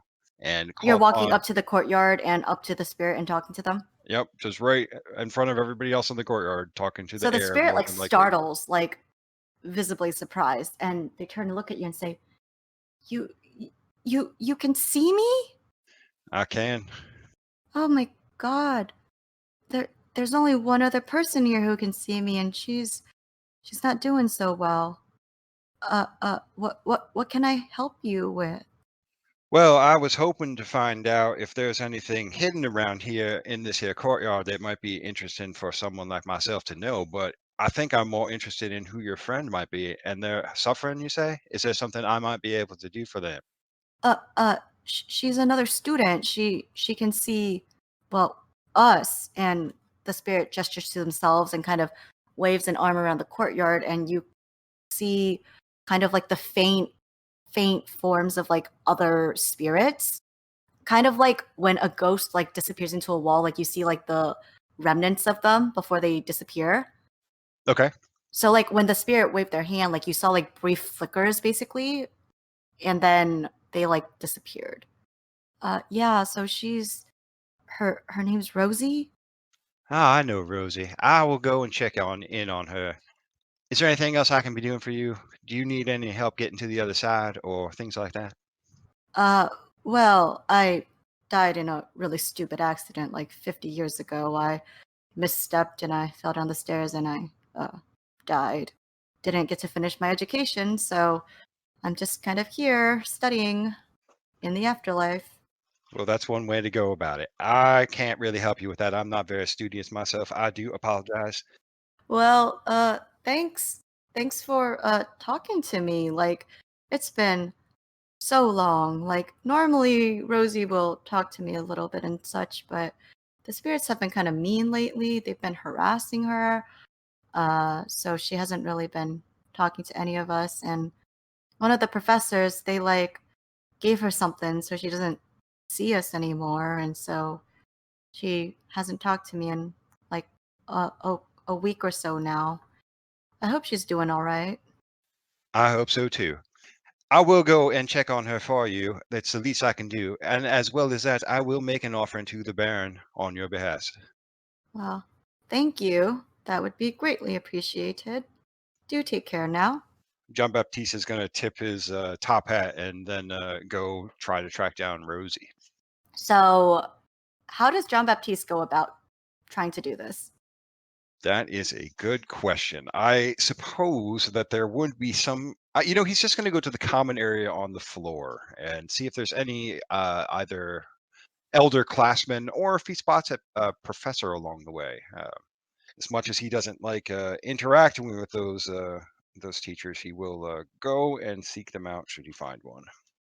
Okay, so John Baptiste, up until this point, you have not personally met Rosie. Like, she would have seemed familiar to you in the sense that your group of friends and your discipline mentors group of friends all hang out together. Like, you guys are all in similar circles. So you would absolutely recognize, like, you know what she looks like, you know who she is, but we haven't you've been never, formally like, introduced. Exactly.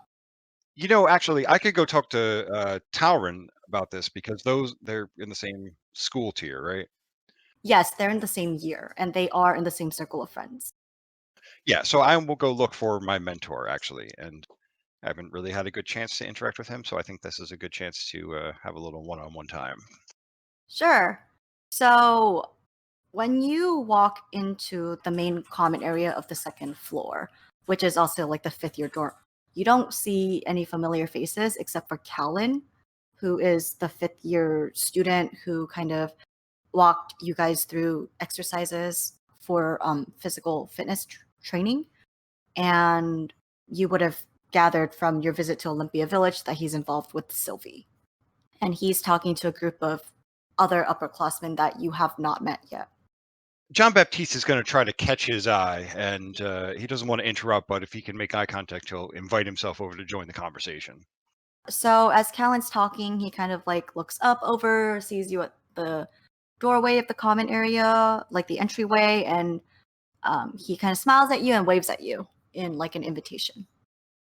John Baptiste goes over and sits down across from him. He's going to sit across from him. Yeah, and at that point, the people he was talking to, they kind of walked off after waving bye to him, and he says, "Oh, hey, John Baptiste, right? Jean Baptiste Belter at you your asked service. about keeping the spirits from bothering you from sleeping?"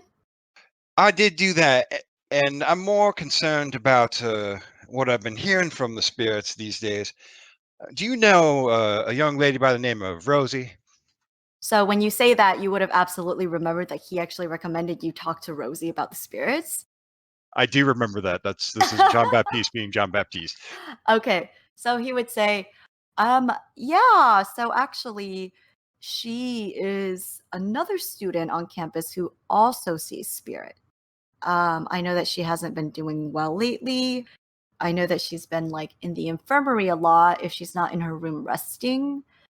And he kind of like glances at you and says, I don't think she's up to having visitors if you were intending to speak with her. At least not right now. Well, I would appreciate if an introduction could be made. I think I might be able to help her with her problem. There are several interested parties that are also concerned about her well-being, and it would be awful rude if I didn't at least find out where she is so I could keep an eye on her personally. Well, that's really generous of you. You should talk to like her brother Jonathan or like Telrind about? I know that they've been trying to figure out if there's anything they could do to help her. If you think that's the best to do rather than seeing her directly, I will take that under advisement. I did not know she had a brother. Could you tell me a little bit about him, please? Her older brother Jonathan, he's a third-year student, nature discipline. He's he like starts snapping his fingers, like trying to like recall something. Like, he's tutoring somebody in your year, Alex. Okay. Well, I'm sure that will be a very good relationship for Alex to pursue. Yeah, Jonathan's good people. So's the rest of their group. I have been pleasantly surprised by how nice everyone here is at this school, yourself included, obviously. Well, we do try to take care of each other, so I'm glad you feel that way. Back to Rosie before I leave you to what other things that you were doing. I did not mean to interrupt you on this fine day we have here. You said, or was it the spirit? No, it was you. Indicated that she had been given some type of potions or something, medicals. Do you know anything about what she's been given? Not particularly. I'm not privy to details of whatever care she's been given. That would probably be between her and probably Jonathan and like the faculty. I don't know what they've tried to do for her. Yes, that does make a lot of sense now that I think about it. You are correct. It would be awfully rude for you to know something as private as that. I will be making my excuses now. I do need to go track down Tolerance so I can find out more about this. Don't you worry, Cher. I will do the best I can for young Rosie. Well, that would be amazing. Yeah, take care. Again, John Baptiste is going to tip his top hat before he just walks off to go trying to track down Tolerant.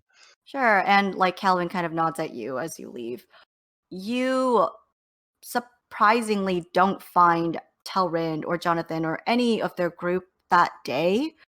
It doesn't really worry you though, because you know that you will see him eventually for your discipline training.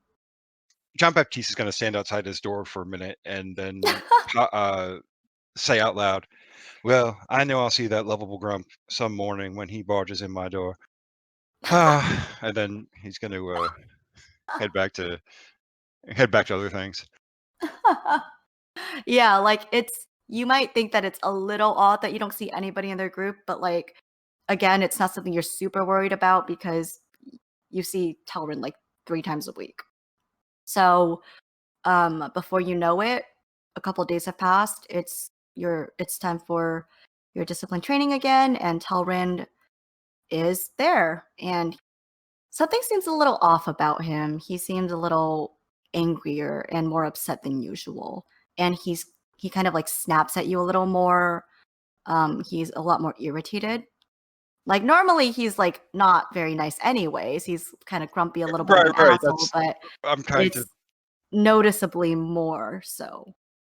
I'm trying to think here if John Baptiste would be snarky about this, because like you say, he's always grumpy towards John Baptiste. But Cher, I can tell something's the matter. I hope you're not offended by me again. Is there something I can do to make your day better?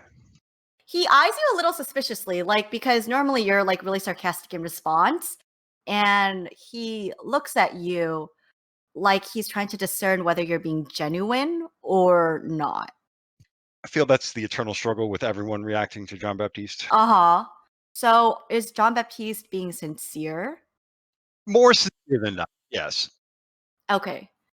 And he like stares at you for a long moment, and then he kind of like shakes his head a little and goes, "Look, I'm sorry. I've been like upset and whatnot. It's just, I know it's technically not your fault, but like you just make me so mad. Like everything about you pisses me off so much. And it's technically not your fault because you haven't experienced the toll of magic yet. But the thing is, you can see the spirits of the deceased and they don't pull at your sanity. Like, you see, there's this girl, Rosie, and he gestures towards Rosie. I'm worried about her too, Cher. Well, Rosie is like my sister. Her brother, Jonathan, and he gestures to the older student that you recognize as Alex's discipline mentor. He's one of my best friends. And the rest of our friends, like, we're really close, but none of us can do anything to help her. She's slowly going mad, and there's nothing we can do about it. The only thing buying us time is an enchanted pair of fucking sunglasses and a set of panda earmuffs made by Professor Romanoff because he and the other staff members pity her. At that point, like, his fists are clenched. Like, he's so upset. His shoulders are tense, and you can just see how upset he is.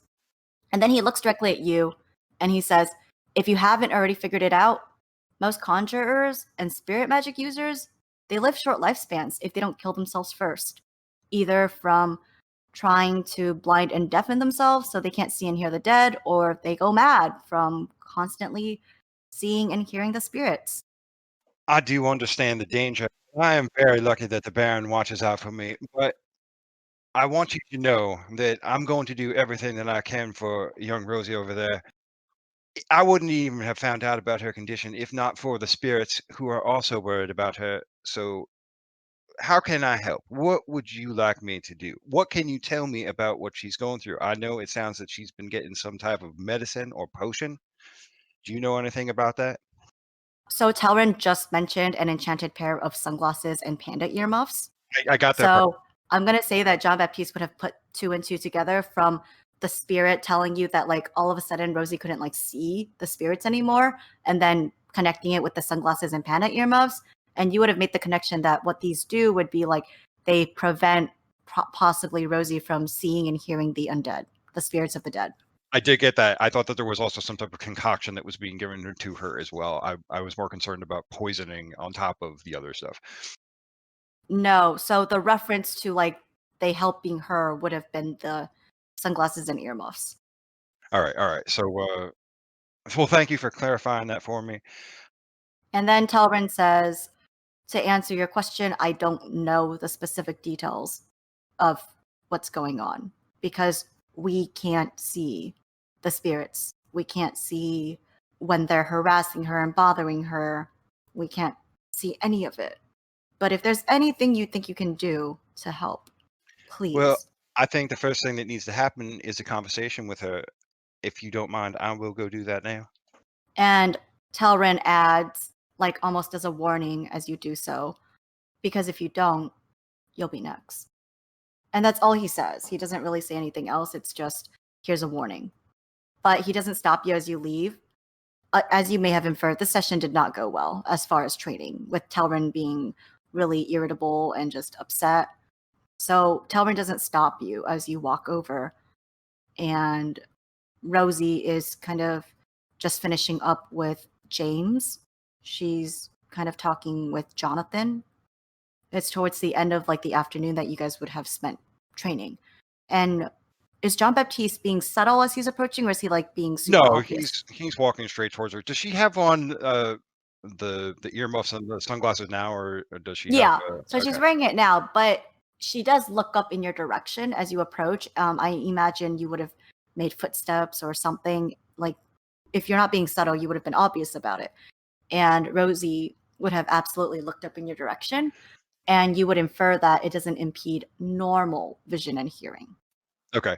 On top of that, when I do get within 30 feet of her and I can see her, I'm gonna just talk into her mind with my ability and say, Cher, I don't mean to interrupt. My name is Jean-Baptiste Belizaire, Servete of the Baron. I hear you have a problem, and I am here to help if I can. And she kind of jumps a little startled, and she kind of frowns as she looks at you.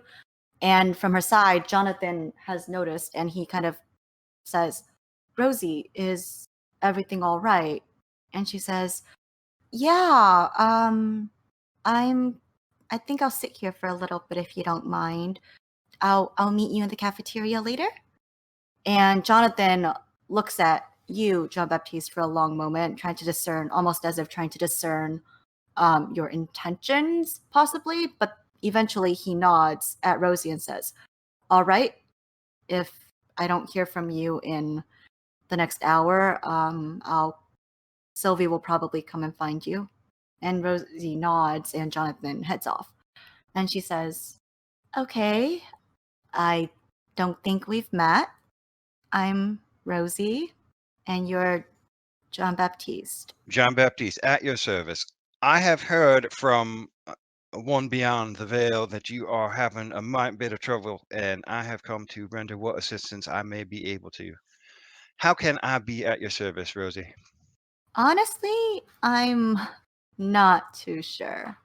Magic, as you have heard, and you will eventually learn, magic comes with a cost. And the saying goes that the more powerful the magic, the more powerful the cost. Spirit magic is inherently powerful. And because of that, it pulls at your sanity. Could you imagine being unable to block off seeing the spirits of the dead as they talk to you and they never leave your line of sight, and there's not really a lot you can do to permanently keep them at bay? It wears on one. I do understand that. It does. And you haven't really experienced that yet because everything's still so new. Well, it was my hope that meeting you and talking to you might give you an outlet for this. At least someone here that you know sees the things that you see. I don't know what we'll be able to do, but I will tell you this. I will walk this road with you if you want me to.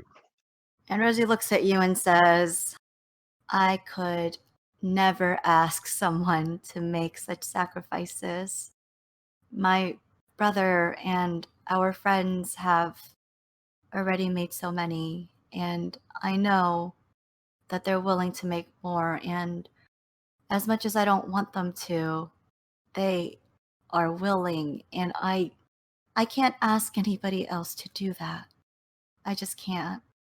And I'm very thankful and appreciative that you want to help. It wouldn't be right for me to ask this of you. Well, the good news for you, Cher, is that I already made a promise to a spirit to look out for you, and I'm going to hold that promise as true. So if you want my help or not, I was just being polite asking you. You're getting it either way. It'll be much easier, though, if you work with me rather than against me. Like I said, I don't really know I know. It's how fine. I could be of help. I can be a bit overwhelming sometimes with my charm and personality, but don't you fret one bit, Cher. We will get to the bottom of this. She kind of nods at you, like, as she's a little lost in thought. And eventually she says, well, if anything new does come up, I'll make sure that my brother or Talrin keeps you in the loop. I know that Talrin can come off as gruff, but he's a really, really good person. He's like my big brother, and he's like a teddy bear at heart. He's just very protective of the people he cares about. And he's very worried about you, Cher. Yeah, he is. But it was good to talk to you, and I'll see you around. Will do. I'm going to go make an offering to the Baron for you, and we will figure something out. And Rosie kind of nods at you as she kind of grabs her bag and starts heading off. Kind of gives you like a nod of thanks. She's got a slightly perplexed expression on her face as she's walking off, like she's mulling over your words. I feel that's an expression John Baptiste is really familiar with in his life. Like being like doubted and second guessed. The unwavering confidence that he has about his abilities at all times is also something that is never gonna get him in trouble. I know this to be true. He's not gonna go back and talk to Talon again. He's gotten what he can get. He's just gonna wave at Talon across the field and go mull over this new development. Okay. I know that John Baptiste wanted to sit on the request made of him by Mariana several episodes ago. I know that John Baptiste has kind of made the most effort out of all the characters to like really try to get to know Mariana, try to make contact, despite being rebuffed over and over again. to be fair, she reacts similarly to like everybody else. She's not a very warm person, period. But what is Jean Baptiste's kind of interest or investment in getting to know Mariana? The fact that she stonewalls him at every turn just builds the interest that Jean Baptiste has in her. He's clearly going out of his way at this point, where there's other people that respond to his flirting and interactions much better. But the fact that she's completely shut him down at every possible turn just has built the interest exponentially each time it happens. So he's fully invested in bringing down this wall of ice that she's put up. Okay. And I feel like because Jean Baptiste and Cassandra are somewhat close, you guys talk to each other about things. Like, you guys aren't quite braiding each other's hair, but like, you guys are open about things. So I feel like over the past couple of weeks, JB would have heard from Cassandra that she and Mariana had a conversation and it did not go well. And so you would have possibly observed, like, in your study groups for learning languages, if Mariana has to talk to somebody, it's not going to be Cassandra. Okay, that's fair. I think that Jean Baptiste wouldn't make any comment about this. He would just sit on that knowledge, and I guess it's not just my personality she doesn't enjoy. I want to keep the promise he made to her.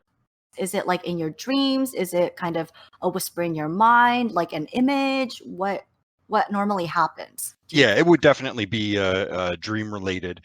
I'm not going to say that he does any type of extra fun medicinal stuff that he smokes and drinks, but definitely some vision related stuff happens when the Baron talks to him. So, JB, roll me a D100 and call high or low. I will call high. Okay, so JB, after you return from your conversation with Rosie, you mull over the mystery of Mariana for a little bit. You make a fetish for Leopold Valentine. You set it up at the shrine and you kind of pray for a little bit or meditate for a little bit. And eventually you go to sleep. Sometimes you do have strange dreams, so you don't really think much of it. But this one you would feel is a little unusual beyond normal. So you dream of Mariana a little bit. You dream of kind of when she walked up to you and she asked you if you could see the spirits of the dead, and when she gave her brother's name, and you get flashes of incidences that have happened at the school ever since you guys started, like maybe Alex or Cassandra sharing that Mariana yelled about not being able to find a body, about in regards to Leopold Valentine. And you dream of kind of standing at the altar, or the shrine that you said? Shrine works, yeah. Shrine works. Oh gosh. Yeah. Okay, you dream of standing at the shrine and lighting candles and placing the fetish. And in this dream, the fetish starts burning. Like, there's no visible source. It's just 1 second it was there, the next second it was aflame. And it's burning. And you hear a voice that you do not recognize. And it says, "Have you come to make a bargain, little human?" And then there's nothingness. And you wake up remembering all of this. All right. That is full of stuff. Okay. And that is where we're going to leave off for JB's interlude. I love it. Great stuff today. Thanks for listening. For more information about the world of Arcadia Academy, please check out our website, Bookwyrms and Catdragons.com. That is book, WYRMS, and Catdragons.com. Everything is spelled exactly how it sounds, except for worms, which is WYRMS. And if you like what you're listening to so far, please consider supporting our Patreon, patreon.com/Bookwyrms and Catdragons. Patrons get exclusive access to the behind-the-scenes content that you won't find anywhere else, including a new patron shoutout, an invite to patron-only Discord channels, and depending on the tier, access to our Party Talk segments where we discuss sessions, opportunities to name NPCs, chances to submit a signature spell for the world, invitations to monthly Q&As with our team, and so much more. See you next time. Some notes for the episode. In Caleb/James's section, Kelly and David's mic got disconnected due to a tap dancing lap happy pup, and they didn't catch it. So the audio in the second half is a bit rough when James speaks with Professor Romanov. Our bad. The Betty/Cassandra segment was interrupted 5 times due to Craigbot continuously disconnecting. Thankfully, we managed to still record the section with minimal additional interruptions. Logan asked the DMs for a dragon. The DMs gave his family battle swans instead, a gift from their patron god. And yes, battle swans.